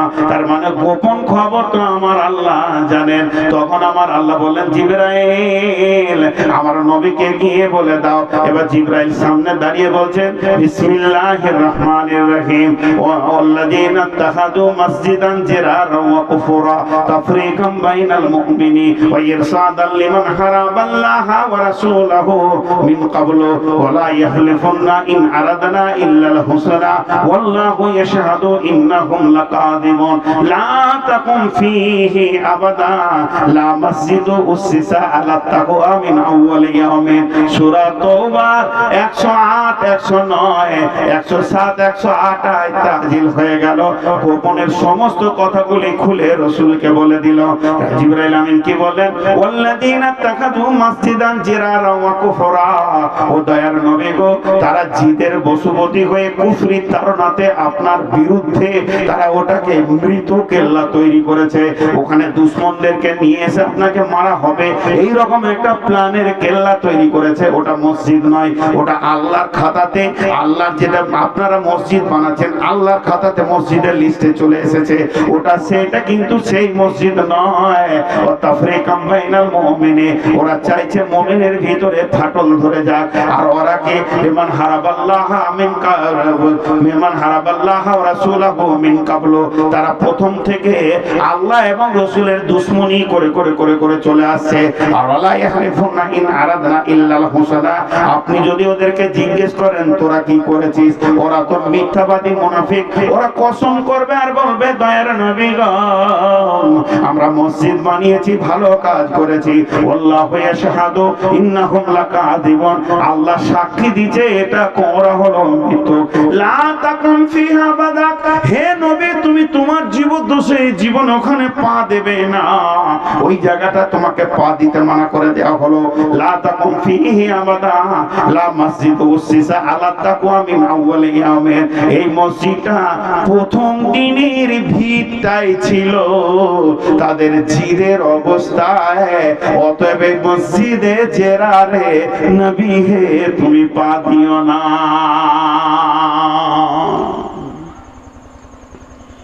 ইতিহাসটা বুঝে এলো? হ্যাঁ না বলেন? ইতিহাসটা বুঝে এলো? এর জন্য রোখা হয়েছে। তাহলে মসজিদ বানানো যত ভালো, মসজিদ বানানো অত খারাপ। জিদ করে মসজিদ বানানো যাবে? ঝগড়া করে মসজিদ বানানো যাবে না। জি, আপনাদেরকে ছোট্ট করে একটা সাহাবীদের ইতিহাস শোনাই। এখন আপনারা আমার কাছে বরাত চাইবেন, দলিল চাইবেন, কিন্তু তার আগে বলে দিচ্ছি যে মৌলানা শওকত সাহেব আমাদের মানে বর্ধমানে, উনি বায়ান করছিলেন, আমি তখন ছোট, আমি শ্রোতা শুনছিলাম, স্কুলে পড়ার ছেলে, তো এখনো মাথায় মনে আছে। তো আমি মৌলানা জিজ্ঞেস করছিলাম, তো উনি সময় আর এরপর আর ওরকম গুরুত্ব দিয়ে জিজ্ঞেস করিনি, উনি একটা ঘটনা মসজিদের নববীর শোনাচ্ছিলেন। সেই ঘটনাটা আপনাদেরকে শোনাই। সেই হলো তো সহি, জয়ীফ হলো তো যদি জালও হলো, এটা কোনো মসলার হাদিস নয়, এটা মানে ফতোয়ার হাদিস নয়, এটা হচ্ছে ফাজাইলের কথা। তো সবগুলি বলে দিলাম, দুর্বল হলেও এতে গুনাহ নাই।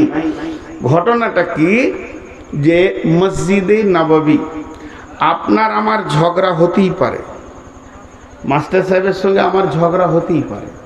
হাজি ভাই, একটা মায়ের স্তন চুষে 5 ভাই যখন বড় হয়ে 5টা বউ আসছে, তখন একসঙ্গে আর হচ্ছে না, হচ্ছে?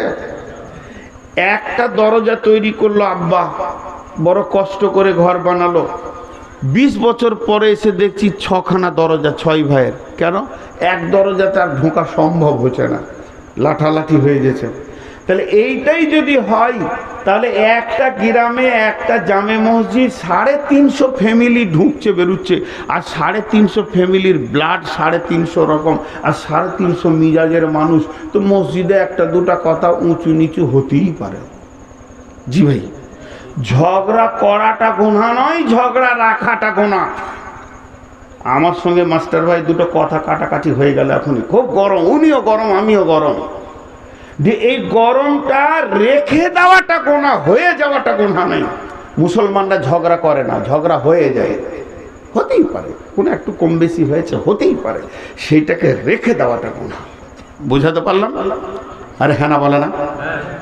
তো মসজিদে আমাদের আপোষে কথা কাটাকাটি বাই চান্স যদি হয়ে যায়, ওটা দীর্ঘজীবী রাখবো না, আর ওই জিদে নতুন মসজিদ তৈরি করবো না, বাস। এবার ঘটনাটা শুনে, মসজিদে নববীতে সাহাবা রাদিয়াল্লাহু মাজমাইনেরা কাজ করতেন, তো কাজ করতেন, কাজে ব্যস্ত আছে। যখনই কাজে একটু অবসর বা ফাঁকা টাইম পেয়ে যেতেন, তো ওনারা সময় কাটাতেন 2 জায়গায়। আমরা কাটাই 2-3 জায়গায়, চায়ের দোকানে, আড্ডাতে। ওনারা কাটাতেন রসুলের কাছে, কিংবা মসজিদের নববীতে এসে বসে কাটাতেন। তা একজন সাহাবী দেখছে এখন কোনো কাজ টাজ নাই, তা 2 রাকাত নামাজ পড়ে আসি। তুই নামাজ পড়তে যেতে একটা এরকম বড় কাঠের খোঁটা নিয়ে গেছে, খোঁটাটা নিয়ে গিয়ে মসজিদের আশেপাশে গেড়ে দিয়েছে, এমনি উঁচা করে গেড়ে দিয়ে মজবুত করে ওকে সিলিয়ে দিয়ে ও এমনি নফল নামাজ পড়ছে। খানিক পরে ওই রকম আরেকজন সাহাবী, তারও মন গেছে 2 রাকাত নামাজ পড়ি, সে ওখানে যাচ্ছে। আমি আগে আবার বললাম, এটা মৌলানা শওকত সাহেবের কাছ থেকে আমি নকল দিচ্ছি। তো ইনি যখন যাচ্ছেন, তখন বলছে, মসজিদের গেটের সামনে কে খুঁটা গাড়লে রে? কোন মাথা মোটা দেখতো, ওকে হুঁশ আছে, এমনি করে খুঁটাটাকে হিলে দিয়ে কাক করে তুলে দিয়ে ওই ছুঁড়ে ফেলে দিলে। ঝগড়া হবে কি হবে না? একজন খুঁটা গেড়েছে, আর একজন খুঁটা তুলে ফেলে দিলে, যে ইও যে নামাজ ধরল, ও ভাবছে ভালো কাজ করে এলাম আর কি, আর ও ভাবছে প্রথমে ভালো কাজ করেছে। এবার ই যখন মসজিদ ঢুকছে, তখন বীর করে বলতে বলতে ঢুকছে, যত মাথা মোটা মদিনায় বাস করে, দেখতো মসজিদের সামনে কোনো খুঁটা গেড়ে দিয়েছে, খুঁটা গাড়া কি দরকার ছিল, দেখতো কোন ধরনের। আল্লাহ হলো।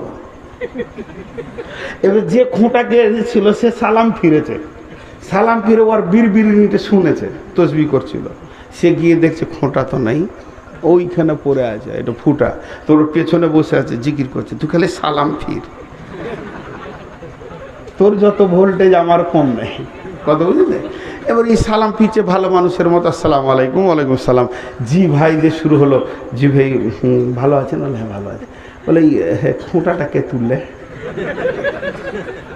তখন ইয়ার মাথা তো 100 হয়েই আছে আর কি, বলছে আমিও খুঁজছি কে গাড়লে। তখন ওই তুমি থেকে তুই এলো, তুই তুললি কেনে, তুই গাড়লি কেনে, হয়ে গেল। দুইজনে তো চিল্লি যখনই শুরু করে দিয়ে, তোকে কে কাটতে বলে, তোকে কে তুলতে বললে, তুই তুলার কে, তুই গাড়ার কে, একটু উঁচু হয়ে গেছে। বিশ্বনবী ছিলেন হুজরাতে, আসলেন এদের চিল্লি শুনে, কি হয়েছে, মামলা জমে গেছে, মসজিদে নববী এখন আদালত শুরু হয়ে গেছে। বিশ্বনবী মিম্বার বসলেন, সাহাবীদেরকে বসিয়ে দিলেন, বাদী বিবাদী 2 জনা বসে গেলেন। এবার নবীজি বলছে, কি নিয়ে তোমরা চিল্লি করো, এটা মসজিদ আল্লাহর ঘর, আর আল্লাহর ঘরে আদবের সঙ্গে কথা বলতে হবে, এখানে চিল্লি করা যাবে না, এ বিষয়ে কি তোমাদের বুঝে আসে না? তারা মাথা নাম করে মুজরিমের মতো বসে আছে। বলে উঠো, কি জন্য তুমি গায়ে চিল্লাইছিলে? রাসূলুল্লাহ, আমি খুঁটা তুলে দিয়েছি, তুমি কেন চিল্লাইছিলে? ও দয়ার নবী গো, খুঁটাটা আমি গেড়েছি, ও তুলেছে, এই নিয়ে চিল্লাচিল্লি হয়েছে। কি জজ গো, এদের বিচার কত সুন্দর। এবারে বসে গেলেন, দেব যে এই খোঁটা তুলনেওয়ালা, দাঁড়াও, তুমি দাঁড়াও। ইন্নামাল আমাল বিনিয়াত, প্রতিটি আমল নিয়তের উপরে। তুমি কি নিয়তে খোঁটাটা তুললে বলো তো? ও বলতে শুরু করলো, দয়ার নবী গো, এটা মসজিদে নববী, আর মসজিদে নববীর গেটে পাশাপাশি খোঁটা থাকবে, দেখে খারাপ লাগবে। মসজিদকে পরিষ্কার পরিচ্ছন্ন, মসজিদ এলাকায় পরিষ্কার পরিচ্ছন্ন রাখার কথা আপনি বলছেন, আর খোঁটাটা দেখে খারাপ লাগছে, এর জন্য আমি খোঁটাটা তুলে দিয়েছি। সর্বোপরি আঁধারে সকলে তো আলো নাই, টক্কর লেগে যাবে, বিপদ হয়ে যাবে, পড়ে যাবে, এই কত রকম বিপদ আপদকে ভেবে যাতে করে মসজিদে সুন্দরভাবে মুসল্লি যায় আর আসে, এই নিয়তে আমি আল্লাহকে রাজি করার উদ্দেশ্যে তুলে ফেলেছি। নবীজি বললেন, বসো, তোমার বলা হয়ে গেছে, তুমি বসো। আপনারা একবার বলেন, ঠিক করেছে না ভুল করেছে? বলেন না জি? হ্যাঁ, ঠিক করেছে, মজবুত করে বলতে হবে। বলে তুমি বসো। ওই গাড়িওয়ালা উঠো। কি নিয়তে এরকম করতে গেলে বাবা? ও দয়ার নবী গো, ও দয়ার রসুল গো, এটা হলো মদিনা মুনাওয়ারা, এর দক্ষিণে হচ্ছে মক্কা, এর উত্তর হচ্ছে শাম আর সিরিয়া। মক্কার লোকেরা শাম সিরিয়াতে ব্যবসা করে, সিরিয়ার লোকেরা মক্কাতে ব্যবসা করে। তাদের বাণিজ্য রাস্তা হলো মসজিদে নববীর সামনে দিয়ে, এই দিকেই তারা যাওয়া আসা করে। আর এই দিকে যাওয়া আসা করতে করতে যখন নামাজের টাইম হয়, তখন ওই বাণিজ্য কেন্দ্রিক লোকে, বাণিজ্যের কাফিলার লোকেরা তারা করে কি, এখানে নামাজ আদায় করে।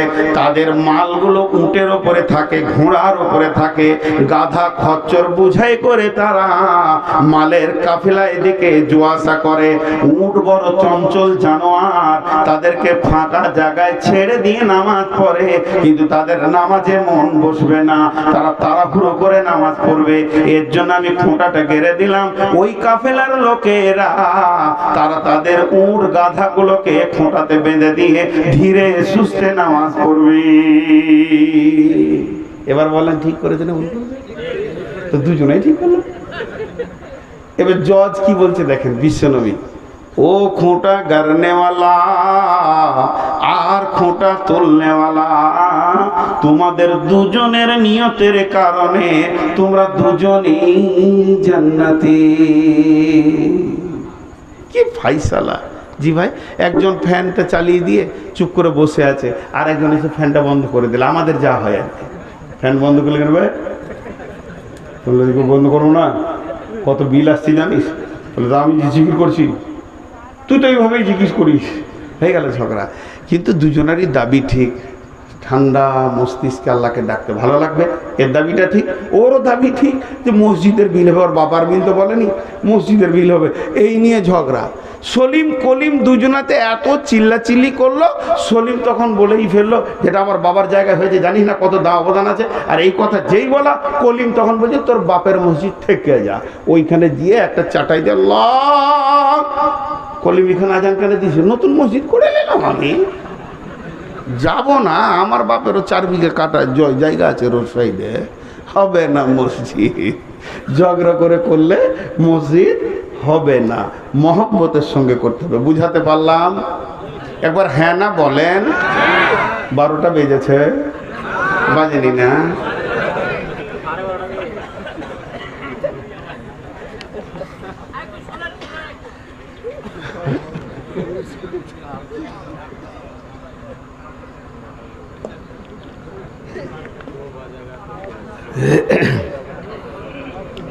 আর একটা আয়াত আছে, ওটা তফসির করে দিই, ছেড়ে দেবো ইনশাআল্লাহ। ভাই একটা কথা বলি, দুঃখ করেন না, আপনাদের কাছে আমি ক্ষমা চেয়ে নিচ্ছি। ইনারা যারা আছেন আমার মুরব্বী, আপনারা আমার ওস্তাদ, এই ঠিক করে বলেন তো, আপনারা নিচে বসেছেন, আমি চেয়ারে, কার দাম বেশি? হট, আপনাদের দাম বেশি। দাঁড়ির যে পাল্লাতে মাল বেশি থাকে সেটাই তো নামাতে থাকে, আর যার মাল কম সে তো ওপর দিকেই থাকবে। বাঁদর তো ডালেই থাকে, ওকে স্কুলে হেডমাস্টার করবেন নাকি যে ওপরে আছে বলি? জি না, আপনারা দামি, আমার থেকে অনেক দামি, আপনারা আমার ওস্তাদ। কিন্তু কথাটা হচ্ছে কি জানেন, শরীর তো মানবে না। আজকে ধরেন প্রায় 210 রাত চলছে, আর 15টা আছে, কখন যে শেষ হবে। আবার বাংলাদেশ ঢুকবো 1 তারিখে এপ্রিলের, ওখানে 10টা রোজা করে আসবো। তবে প্রোগ্রাম নাই, কিছু সম্মিলন আছে, আইলাদিস সম্মিলন আছে কয়েকটা। তো বিষয়টা হচ্ছে আমিও মানুষ, আমাকে দেওয়ার চেষ্টা করবেন 10টায়, আগামী বছরের শেষ আর জালসা করার মতো মানসিকতা চলে যাচ্ছে। তো এখন আমি আপনাদের সামনে দ্বিতীয় আয়াতটা পড়ছি, আপনারা আমার জন্য দোয়া করবেন। আমি অসুস্থ, এই দেখবেন এই বায়না শেষে যখন উঠবো তো আর স্বাভাবিক উঠতে পারবো না, এই চেয়ার ধরে উঠতে হবে, এই হাত পা কাঁপছে। তো এটা এইভাবে কবরে সবাই গেছে, আমিও যাব, 50 বয়স ক্রস হয়ে গেল, এর জন্য আপনারা দোষী তা নন। আর এই যে একটা কথা বলছিলাম, একটু পরে আবার বলবো, ওটা প্রসঙ্গটা এসে যাবে। প্রথম যে আয়াতটা পড়েছি, বিসমিল্লাহির রহমানির রহিম, ইন্নামা ইয়ামুরু মাসাজিদাল্লাহি মান আমানা বিল্লাহি ওয়াল ইয়াউমিল আখিরি ওয়া আকামাস সালাতা ওয়া আতাজ যাকাতা ওয়া লাম ইয়াখশা ইল্লাল্লাহ ফাআসা উলাইকা আইয়াকুনু মিনাল মুহতাদিন। আগে মাপ চেয়ে দিচ্ছি আয়াতের তর্জমা করার আগে, কমিটির চরিত্র কেমন হবে মসজিদের এই আয়াতে আছে। যদি বলতে বলেন তো বলবো, না হলে বলবো না, খুব ভেজাল লেগে যাবে। জি, তো আল্লাহ তাবারাক ওয়া তাআলা তার মসজিদ কমিটির চরিত্র এখানে বর্ণনা করছেন, কিন্তু এই কথাটা বলতে গেলে অনেকের অসুবিধা হয়ে যায়, তো এটাকে এড়িয়ে গেলেই ভালো হয়। বলবেন যে আপনারা কমিটি হতে পার নাই বলি বলছেন, যদি কমিটি করে দিত তাহলে আর বলতেন না। যাই হোক, মসজিদে একটা হচ্ছে দাতা আর একটা হচ্ছে গৃহীতা। এই যে যারা চেয়ারে বসে আছে টেবিলে, এরা হচ্ছে কমিটি, এরা হচ্ছে গৃহীতা, মানে আপনি দান করবেন, এরা গ্রহণ করবে। তো এখন আমার পকেটে টাকা নাই, এইটাকেই টাকা করছি। আছে কারোর কাছে 200-100 টাকা দেনেওয়ালা? জি, মাস্টার সাহেবের কাছে নাই টাকা, টাকা না নিয়েছি বসেছেন, একটা টাকা দেন যে কোনো। আমি আপনাদেরকে উদাহরণটা তাহলে বুঝাতে পারবো আল্লাহ কি বলতে চাইছেন। আগে দাতাদেরকে বলেলি, তারপরে কমিটিকে বলবো, বিরক্ত হবেন না। এটা হলো ইন্ডিয়ান মুদ্রাস্ফীতি 100 টাকা। এবারে আপনি আসছেন দান করতে, এটা আপনার হাত, এটা টেবিল, আমি হলাম মসজিদ সেক্রেটারি, ক্যাশিয়ার, এখানে দেবেন, এটা আল্লাহকে দিয়ে দিলেন। এবার টাকাটা আমি তুলবো, আপনার হাত দিয়ে টাকাটা পড়েছে আর আমার হাত দিয়ে টাকাটা উঠবে, দুইজনকে আল্লাহ কি বলছে, কথাটা বুঝেল?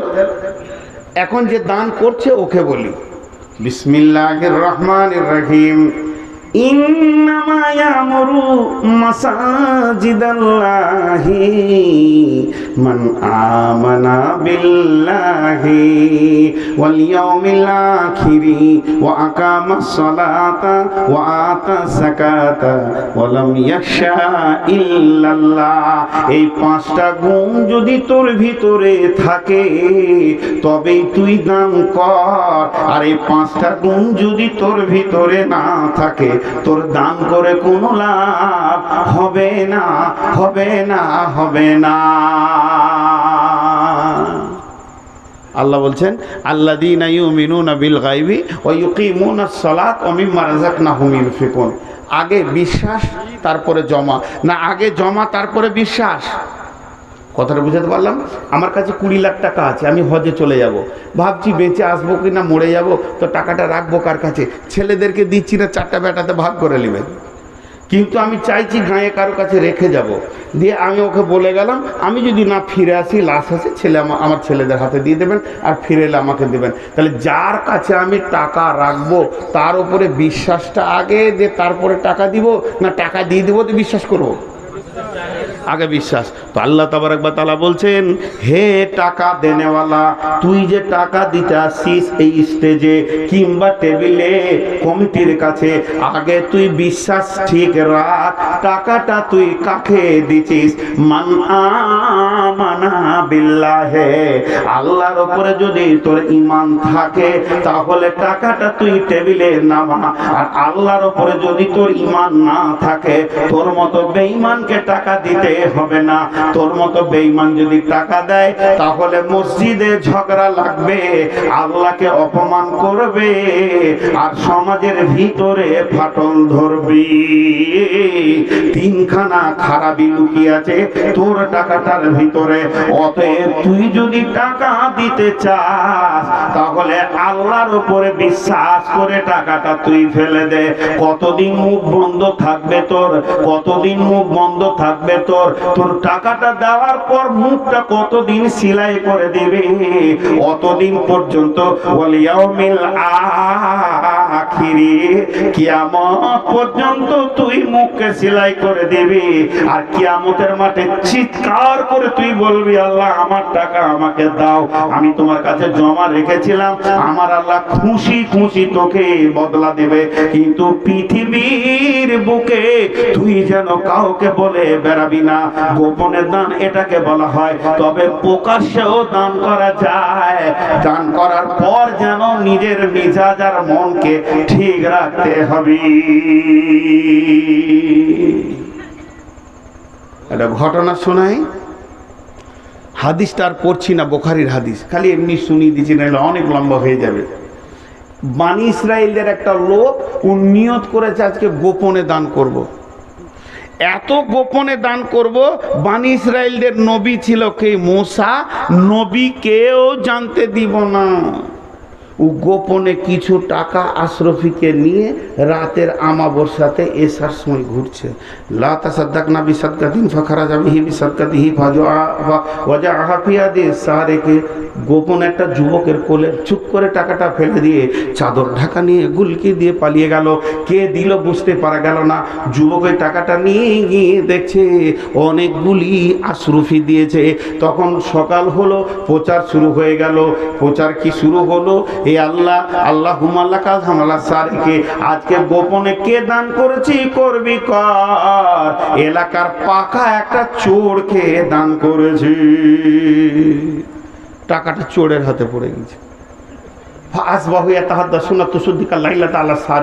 সকালবেলা যেখানেই পাঁচটা লোক, এ খবর শুনেছিস? বলে কি? বলে আজকে কালু চোরকে দান করেছে। কে? এবার যে করেছে সে তো জানে। সে বলছে আল্লাহুম্মা লাকাল হামদু আলা সারিকে, আল্লাহ তোর প্রশংসা, তোর চোরের প্রশংসা। এত গোপনে দান করলাম, এই হলো।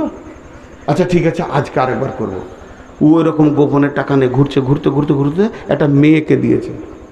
আসবাহু ইয়াতাহাদ্দাসুনা তুসদ্দিকাল লাইলাতা আলা জানিয়া। যখন সকালবেলা হয়েছে, আবার বলছে ওরে মজা লেগে গেছে, গ্রামে মজা চলছে। প্রথম দিন গতকালকে দান করেছে চোরকে, আর আজকে করেছে বেশ্যাকে, রান্ডিকে। গায়ের মধ্যে পাক্কা বেশ্যা মেয়ে।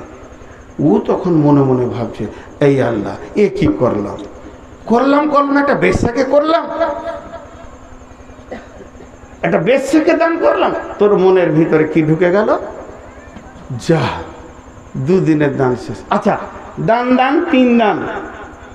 আজকে একবার দেখছি, লা তাসাদ্দাকনা বিসাদকাতিন ফাখারাজা বিসাদকাতি ফাজাফাদিল গানি ফাসবাহু ইয়াতাহাদ্দাসুনা তুসদ্দিকাল লাইলাতা আলাল গানি। একটা মোড়ে 3 মাথাতে একটা বুড়া বসে আছে, তার মধ্যে যৌবনও নাই, পাঁচিল টপকে চুরি করতে পারবে না, খক খক করে বসে বসে কাছে ওকে মালটা দিয়ে দিয়েছে। এবার ও মনে ইতমিনান হয়ে গেছে, মনে হয় যেন আজকের গানটা কবুল হয়ে গেল। ফাসবাহু ইয়াতাহাদ্দাসুনা তুসদ্দিকাল লাইলাতা আলাল গানি। যখন সকাল হয়েছে, সব দিকে ওই রকম কথা বাজছে, চলবি চল, মজা লেগেছে। প্রথম দিন দিয়েছে চোরকে, দ্বিতীয় দিন দিয়েছে রান্ডিকে, আর তৃতীয় দিন দিয়েছে এলাকার মধ্যে সেরা বড় লোক বকিল হাড় কিপটেকে। কপাল খারাপ। লাগলো কানতেও, সহি বুখারীর হাদিস। ও কাঁদছে, এই আল্লাহ মাবুদ গো, আমার দানগুলো তুমি কেন কবুল করছো না? আমি কি গুনাহ করলাম?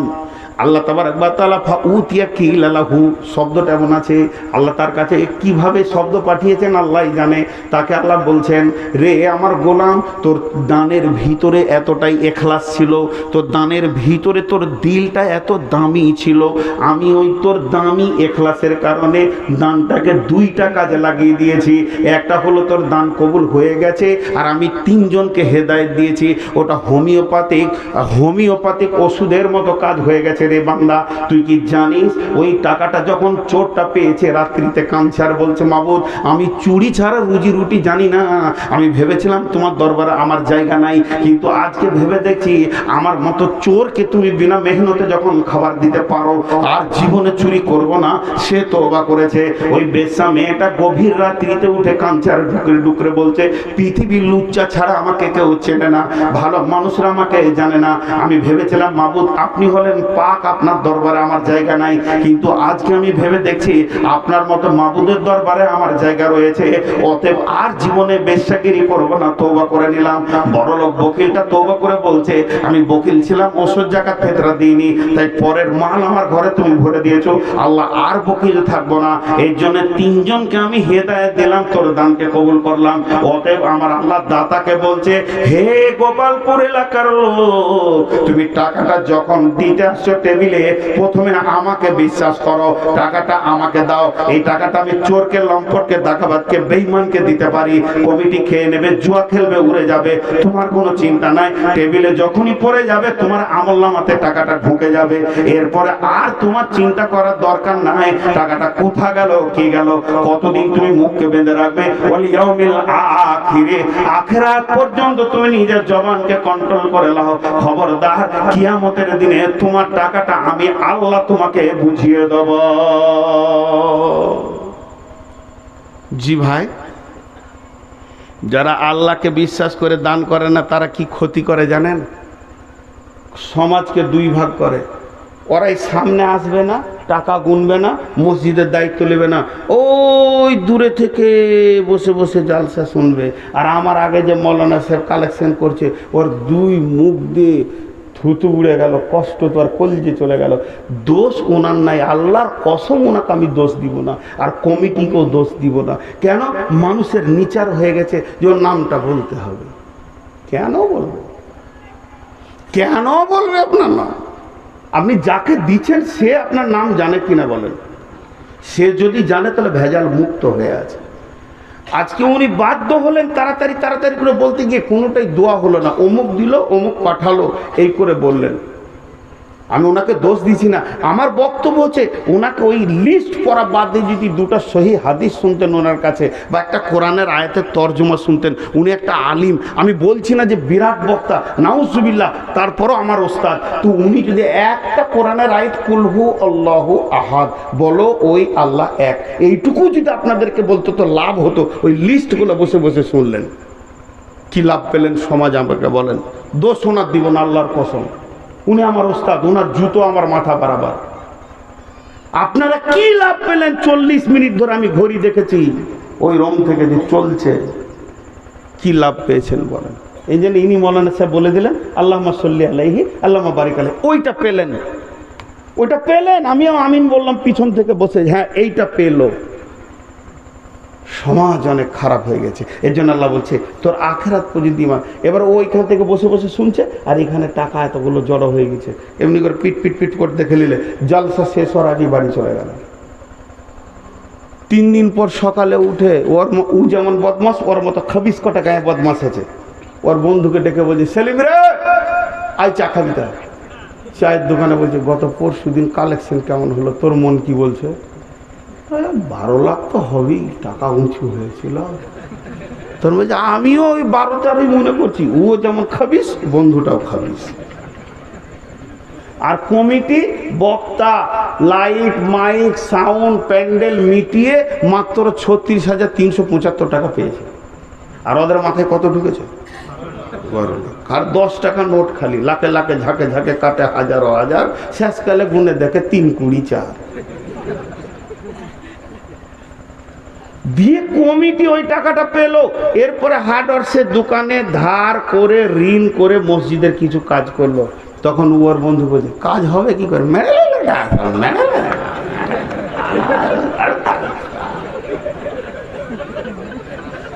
আমি কোরআন থেকে তাফসীর করছি, আপনাদেরকে হাসাইনি।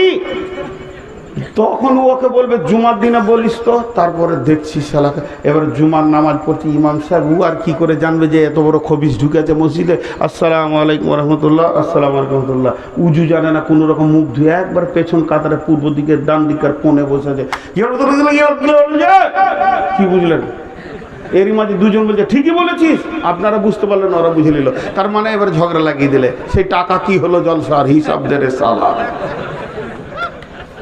আল্লাহ বলছে যাদের আখিরাতের জ্ঞান থাকে না, তারা যখন মসজিদে দান করে তো সমাজকে দুভাগ করে। কথা ঠিক না বলি? আরে বলেন ঠিক না বলি? শুধু এইটা লাই, আল্লাহকে অপমান করে কিছু লোক আছে। হাজি ভাই আপনারা বলেন, আমাকে আগিয়ে আনতে গেছেন কোথা? জঙ্গিপুর। কথার কথা বলছি, আগিয়ে আনতে গেছেন মোটর সাইকেল নিয়ে, মাস্টার সাহেব গেছে জঙ্গিপুরে। আমাকে যখনই দেখে যাও আসসালামু আলাইকুম, আন্তর্জাতিক বক্তা, বুকে জড়িয়ে ধরছে। তা মনে মনে ভাবি লোক তো খুব ভালো, এত প্যার মহব্বত করছে, তাহলে মনে হয় জালসায় গেলে কি না করবে। দুটো মিষ্টি খান, না খাওয়া না, না খান, না খান, না খান। বড় বড় দুটো রাজভোগ ভরে দিলে পেটে। এরপরে গাড়িতে উঠি, আসছে আস্তে আস্তে, খালি রাস্তায় লোকের সঙ্গে দেখা যাবে। এটা আমাদের প্রধান বক্তা, ইনশাআল্লাহ চলেন, চলে আসেন, ভালো বায়ন হবে। দুটো মিষ্টি খেয়েছে। তারপর আবার মসজিদের কাছে এসে বলছে, রে বিছানে টিছানে হলো রে, কার ঘরে রাখবি রে? দুটো মিষ্টি খাইয়ে নিয়ে এলাম, ইনশাআল্লাহ ভালো মিষ্টি খেয়েছে দুটো। আচ্ছা এটা যদি 4 বার বলে, বমি করতে মন যাবে না? আরে হ্যাঁ না বলেন? কোন লোক রে ভাই দুটো মিষ্টি খেয়েছিস তাই 4 বার বলে বেড়াবে? কিছু লোক আছে মসজিদে 5 কুইন্টাল রড দিয়ে দিল, 50 বস্তা সিমেন্ট দিয়েছে। আর আমি বক্তা এসেছি জালসা করতে, আমার রুমে ঢুকে বলবে হুজুর মসজিদটা কেমন লাগলো? 50 বস্তা সিমেন্ট আমি দিয়েছি। আল্লাহকে কেমন লজ্জা লাগবে বলেন? যদি ঘন ঘন কেউ বলে বিয়া এসে বেড়াতে, মসজিদটা ভাই বানানো হলো, খালি 50 বস্তা সিমেন্ট আমি দিয়ে দিয়েছি, ওর চোপার বন্ধ নাই। আল্লাহ বলছে ওটাকে বন্ধ কর, কিয়ামতের মাঠে তুই নিবি রে। এর জন্য মসজিদে দান করার ব্যাপারে 5টা শর্ত আছে। 1 নম্বর হলো তোকে আল্লাহর উপরে ঈমান থাকতে হবে। 2 নম্বর হচ্ছে আখিরাতের উপরে ঈমান থাকতে হবে। 3 নম্বর হচ্ছে তোকে সালাত পড়নেওয়ালা হতে হবে। বেনামাজি কারাহিয়াত আছে, আমি ফতোয়া দিচ্ছি না। বেনামাজি তুমি কেন মসজিদ বানাবে? তুমি ভেবে দেখো, গ্রামে অনেক লোক এমন আছে নিজে নামাজ পড়ে না, আর 400 প্যাকেট সিমে দিয়ে দেবে মসজিদ বানিয়ে এলে। এদের ব্যাপারে কি বলছে? এরা ইসলামকে খেলতামাশা ভেবেছে। আপনাদের দিকে হাটে ওই 2 দিকে বাঁশ বেঁধে দিয়ে একটা দড়ি দিয়ে ওর উপরে বাচ্চা বাচ্চা মেয়েগুলো হেঁটে বেড়ায় না, ছেলে মেয়েগুলো দেখেছেন? হ্যাঁ, আপনাদের মাস্টার সাহেব ওই খেলা দেখছে এমনি করে হাটে, আর 50 টাকা দিয়ে দিয়েছে ওদেরকে। আর আমি হাটটা ধরেছি। তারা দিলেন কেন? বলছে ভালো লাগলো ভাই খেলাটা। ভালো? হ্যাঁ। ভালো? হ্যাঁ। আর একবার জিজ্ঞেস করছি ভালো? হ্যাঁ। তাহলে উঠেন। ভালো তো উঠেন। ভালো কাজ তো সবাই কি করতে হয়? যাবে না, ঠ্যাং ভাঙবে, যাবো না। তাহলে ভালো কি করে হলো?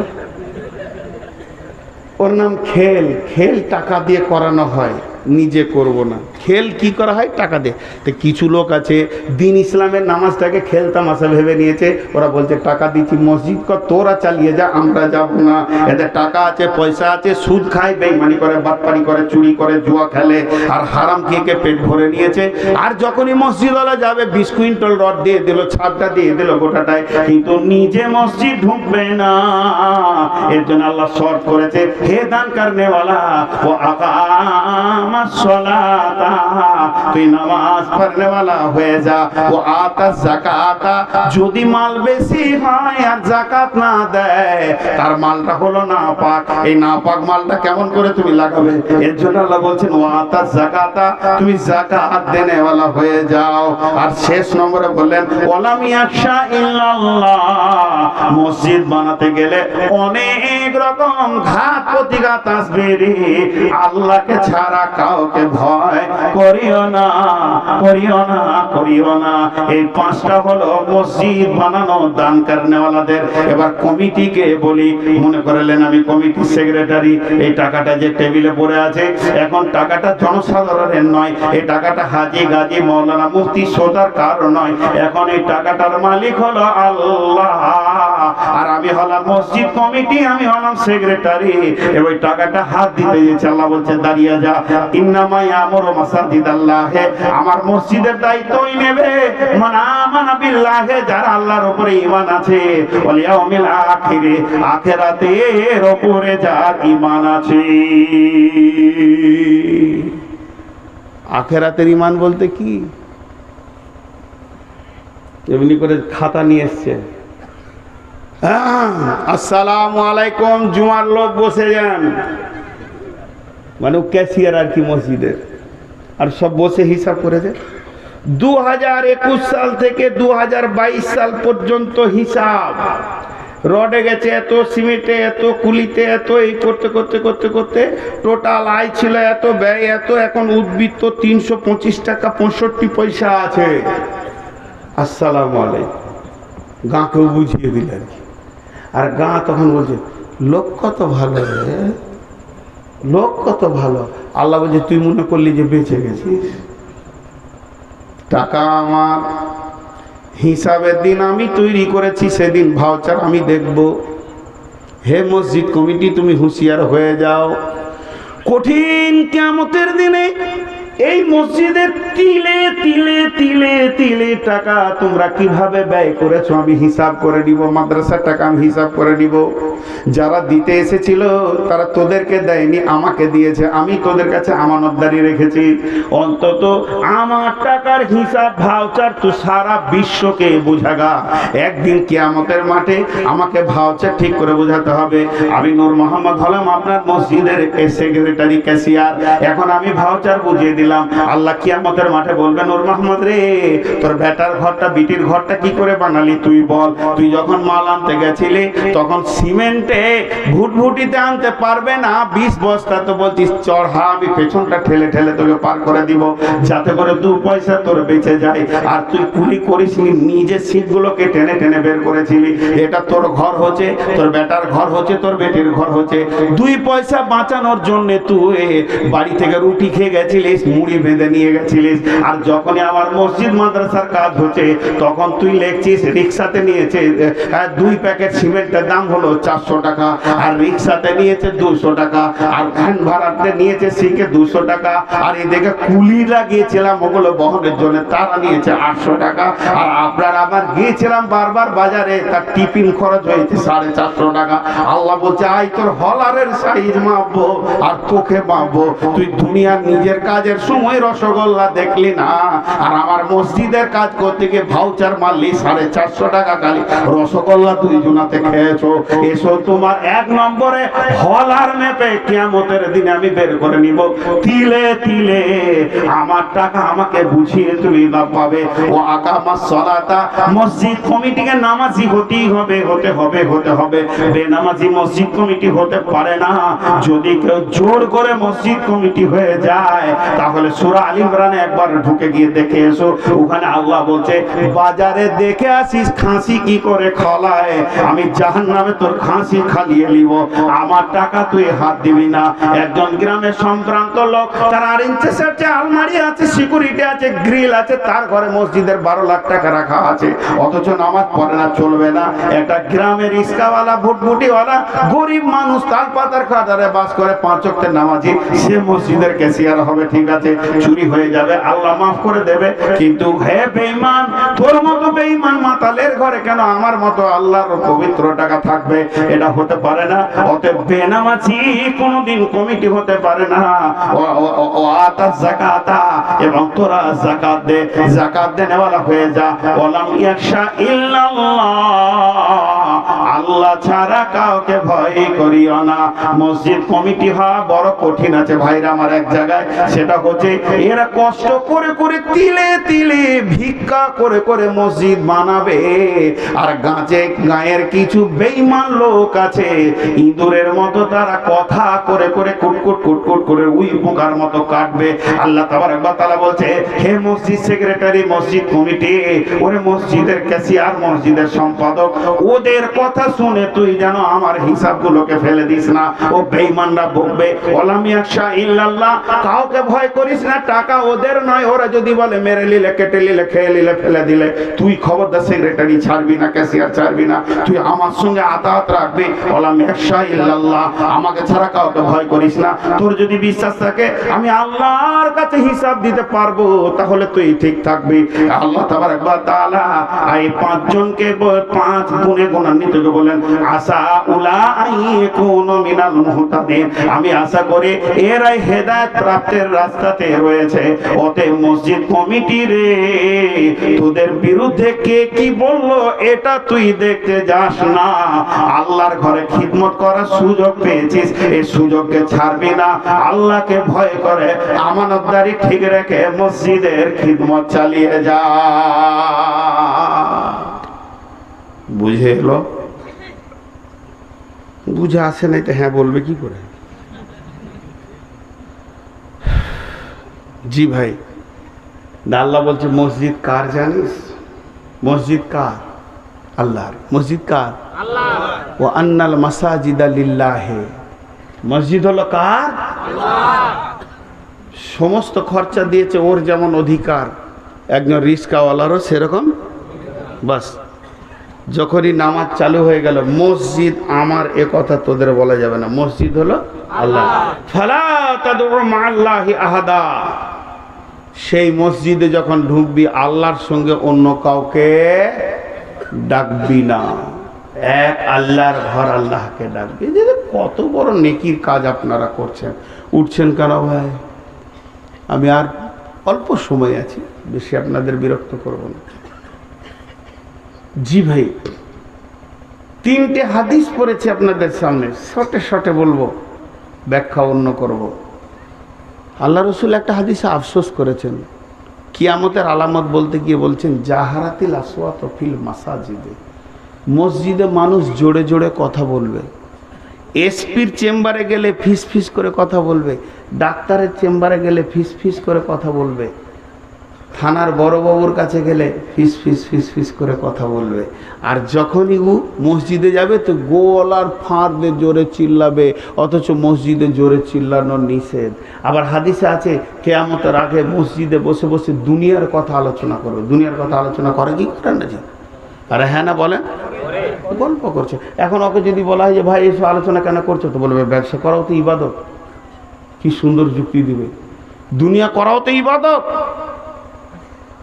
কি এমন অন্যায় করেছি ব্যবসার দাম দরের কথা বলছি, তো ব্যবসা করা ইবাদত নয়?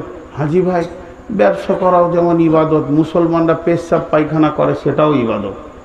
দোয়া পরে পেশাব পায়খানা করলে নেকি পাবে। স্বামী স্ত্রী মিলবে সেটাও ইবাদত। ইবাদত নাই?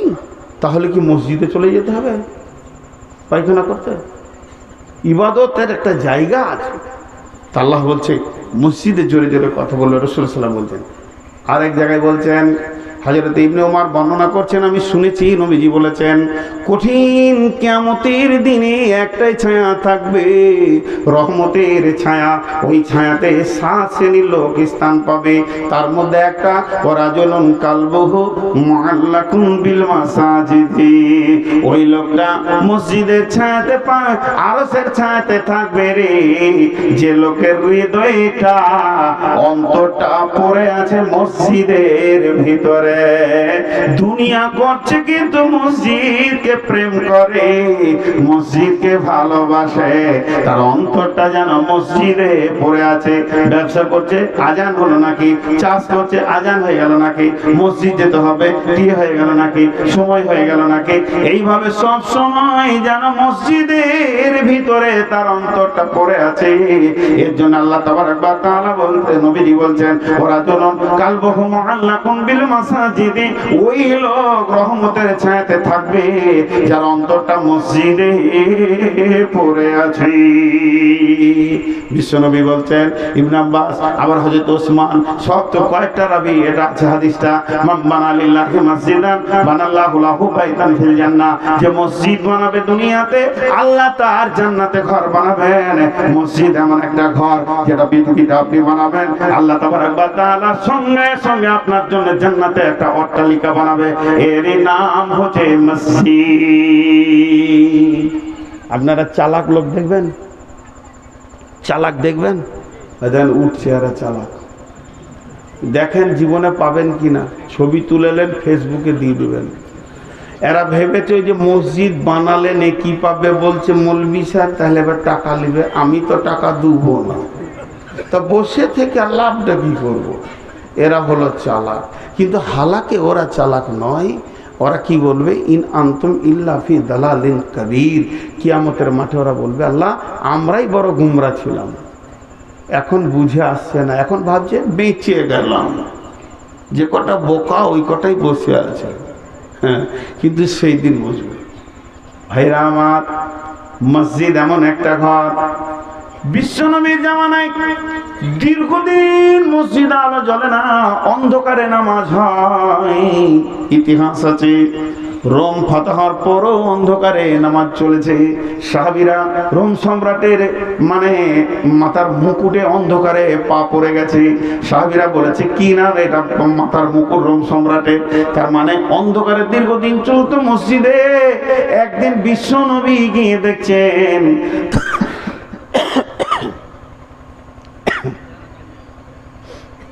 মসজিদে নববীর ভিতরে একটা মাটির পাত্রে কে যেন চর্বি রেখে পুরাতন কাপড়ের পলতে বানিয়ে দিয়ে আগুন ধরিয়ে দিয়েছে। দীপ দীপ দীপ দীপ করে আলোটা জ্বলছে। আল্লাহর নবী বললেন, কে আলো জ্বালালে গো, কে জ্বালালে মসজিদে আলো, কে জ্বালালে তোমরা মসজিদে আলো বলো। যে যুবকরা মসজিদে আলো জ্বালিয়েছে সে মাথা নামা করে নিচ্ছে, না জানে আমি ভুল করেছি, নবীকে জিজ্ঞেস করেনি। আল্লাহর নবী বললেন, আল্লাহর গোলাম তুমি উঠে দাঁড়াও। সেই সাহাবীরা উঠে দাঁড়ালেন, তার নাম হচ্ছে হযরতে বুরাইদা রাদিয়াল্লাহু তাআলা আনহু। তিনি মসজিদে আলো জ্বালিয়েছিলেন। বিশ্বনবী বললেন, বুরাইদা রে, হে বুরাইদা, তুমি মসজিদে আলো জ্বালিয়েছো, আর আলো জ্বালিয়ে আমার মনটাকে কতটা কেড়ে নিয়েছো, আমাকে কতটা আপন বানিয়েছো। আমার 4টা মেয়ের বিয়ে হয়ে গেছে, কোনটা যদি বিয়ে হতে বাকি থাকতো, আর আমার যদি 5 নম্বরে কোনো মেয়ে থাকতো, আজকে তোমার সঙ্গে বিয়ে দিয়ে আমি জামাই বানিয়ে নিতাম। ভাইরা আমার, বিশ্বনবীর চয়েস, পৃথিবীর সেরা চয়েস। তিনি মসজিদে যিনি ঝাড় বার দেয় তার আলো জ্বালে তাকে বিয়ে দিতে চাইছে। আজকে আমাদের মসজিদে ঝাড়ু দেওয়া বড় কঠিন হয়ে গেছে। ইমামকে আমরা বলি, কেন ঝাড়ু দিলেন না? ভাইরা আমার, মসজিদে ময়লা সাফ করবে কে? পরে যে দেখবে, যে যার চোখে ময়লা পড়বে তাকেই সাফ করতে হবে। আমরা ইমামকে হুকুম করি, মসজিদকে হুকুম করি, মসজিদে মাল বের করে দেন, মসজিদের নোংরাকে বের করে দিলে নেকি আছে বুঝি না। বিশ্বনবীর জামানায় একটা মেয়েরই কাজ ছিল মসজিদকে ঝাড়ু দিয়ে দেওয়া। মেয়েটি মারা গেল, রাসূলকে খবর করা হয়নি, তাকে দাফন করে দেওয়া হয়েছে। আল্লাহর নবী হঠাৎ একদিন বলছে, কি গো, এক মেয়েটাকে দেখতে পাই না কেন, সে আর আসে না কেন? ইয়া রাসূলুল্লাহ, সে মারা গেছে। আল্লাহর নবী বললেন, চলো আমাকে তার কবরের কাছে নিয়ে চলো। তার কবরের কাছে গিয়ে আমি আল্লাহর কাছে মাগফিরাতের দোয়া করব। কত বড় মর্যাদা মসজিদকে ঝাড়ু দেওয়া। ভাইরা আবার, আল্লাহ তাবারক ওয়া তাআলা পৃথিবীর বুকে মসজিদকে আমাদের জন্য রহমতের জন্য পাঠিয়েছে। ভাই আমার, মসজিদের কত গুরুত্ব। রব্বুল আলামিন বলছেন, ফালিয়াবুদু রাব্ব হাদাল বাইত আল্লাযী আতামাহুম মিন জু'in ওয়া আমানাহুম মিন খাউফ। হে মুসলমান, তোরা আজকে রয়েছিস পেরেশান, তোদেরকে কেটে কেটে জ্বালিয়ে জ্বালিয়ে শেষ করে দিচ্ছে। তোরা কোথায় যেখানে যাবি জানা কেন, তোরা পৃথিবীর কোন জায়গায় শান্তি পাবি না।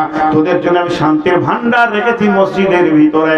এর জন্য আল্লাহ মুয়াজ্জিনকে দিয়ে প্রতিদিন 10 বার বলে হাইয়া আলাল ফালাহ, হাইয়া আলাল ফালাহ। এই বাংলা বলি আয় আয় আয়, তোরা কামিয়াবের দিকে আয়, শান্তির দিকে আয়, কামিয়াবির দিকে ফিরে আয়। আর কামিয়াবের ডাক দেওয়া হয়। আল্লাহ তাবারক ওয়া তাআলা বলেন ফালিয়াবুদু রব্ব হাযাল বাইত। আয়াতটা নাযিল হয়েছে কাবাকে কেন্দ্র করে। কাবার দিকে আঙুল তুলে ঘরের মালিকের করে ইবাদত কর। এবার ওই কাবাটা বাদ দেন। আজকে আমি মসজিদকে সামনে রেখে বলছি, মসজিদকে সামনে রেখে আপনাদেরকে বলছি ফালিয়াবুদু রব্ব হাযাল বাইত। এই ঘরের মালিককে, যে ঘরটা বানানো হচ্ছে এই ঘরের মালিককে, ওইখানে একটা ওয়াক্তিয়ার রয়েছে, ওই ঘরের মালিককে, জামি মসজিদ যেটা রয়েছে সেই ঘরের মালিককে। এই ঘরের মালিকের নাম কি? খালিক মালিক সত্তার গফফার। এই ঘরের মালিকের নাম হচ্ছে আল্লাহ। আল্লাহ বলছে কাজ আর এই ঘরের মালিককে তোরা ইবাদত কর, ওর পায়ের কাছে তোরা মাথা ঝুঁকে পড়ে যা, ওকে তোরা রাজি করে নে। লাভ কি হবে? আল্লাযী আতামাহুম মিন জুরিয়া, অভাবের সময় তোদেরকে সচ্ছলতার ডালি দিয়ে ভরে দেবে। ওয়া আমানাহুম মিন খাফ, এবং ভয়ের সময় তোরা যখন ভীত সন্ত্রস্ত হবি রে, তখন ওই ঘরের মালিক তোদেরকে আমান দেবে, নিরাপত্তা দেবে রে। এটা গল্প শোনাই। দুইটা জিনের বাচ্চা, এটা গল্প, বুখারী মুসলিম হাদিস টাদিস কিছুই নেই, এমনি গল্প, জ্ঞান আছে আর সত্য ঘটনা ওলাই। দুইটা জিনের বাচ্চা খেলা করছে আর একজন সাপুরে চলে আসছে সাপ ধরার লেগে। তো একটা জিনের বাচ্চা আরেকজনকে বলছে দেখবি ওকে কেমন বেতাল লাগাবো। বলে কি করে লাগাবি? বলে এটা 1 গ্লাস পানি পরে দিছি, তুই এটা ধরে থাকবি, তুই ধরে থাকবি, হ্যাঁ, আর আমি সাপ হয়ে যাব। যখন তুই দেখবি যে আমি খুব বিপদে পড়েছি তো পানিটা ছিটিয়ে দিবি, তো আবার আমি জিন হয়ে যাব। ঠিক আছে।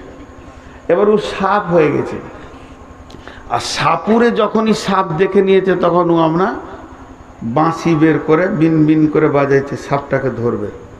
তো এবার ও যখন পালাচ্ছে চারিদিকে, এইদিকে যেছে আবার এদিকে ঘুরছে, গাছে উঠছে তো পড়ে গেল, দেয়ালে চাপতে গেল তো পড়ে গেল, একটা ঘরে ফাটে ঢুকতে গেল তো ভাঁজ করে বেরিয়ে এলো।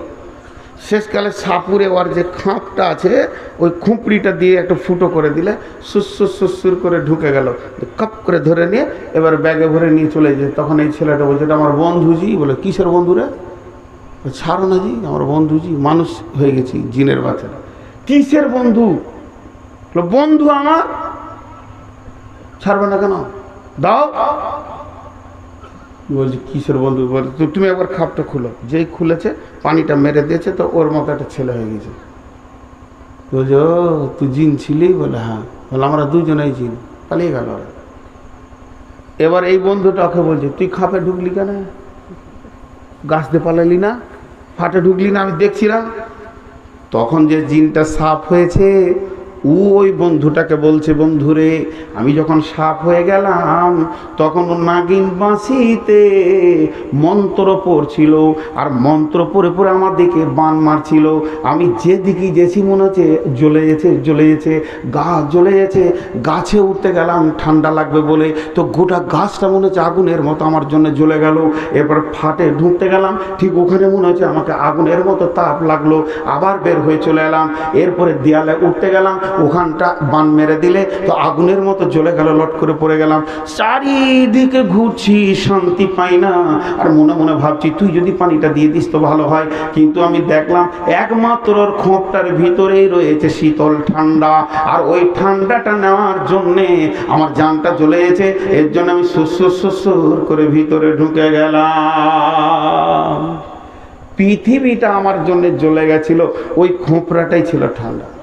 হে মুসলমান, এটা আমি উদাহরণ দিলাম, এটা কোনো ঘটনাও নয়, এটা একটা গল্প। হে মুসলমান, পৃথিবীটা তোমাদের জন্য জ্বলে গেছে, কাশ্মীর জ্বলে গেছে, মায়ানমার জ্বলে গেছে, আর ভারত জ্বলছে, এদিকে আপনার কিনা ইউপি জ্বলে গেছে, ওদিকে তামিলনাড়ু গুজরাট জ্বলতে শুরু করেছে, এবার বাংলা জ্বলবে, জ্বলছে জ্বলবে জ্বলছে জ্বলবে। মুসলমান, তোমাদের শান্তির জায়গা একটা মসজিদ, চট করে ঢুকে যাও, শান্তি পেয়ে যাবে। এছাড়া মুসলমান, তোমাদের শান্তির জায়গা বলে কিছুই নাই। তো আমার আল্লাহ বলছে ফালিয়াবুদু রব্ব হাযাল বাইত আল্লাযী আত'আমাহুম মিন জু'ইন ওয়া আমানাহুম মিন খাউফ। এই ঘরের মালিক তোমাদেরকে পরিপূর্ণ খাবার দেবে আর ভীত সন্ত্রস্ত থেকে তোমাদেরকে বাঁচাবে। জি ভাই, বুঝি না। একটা রুহুল মাআনি, এই কিতাবের একটা তাফসীর শোনাবো আপনাদের।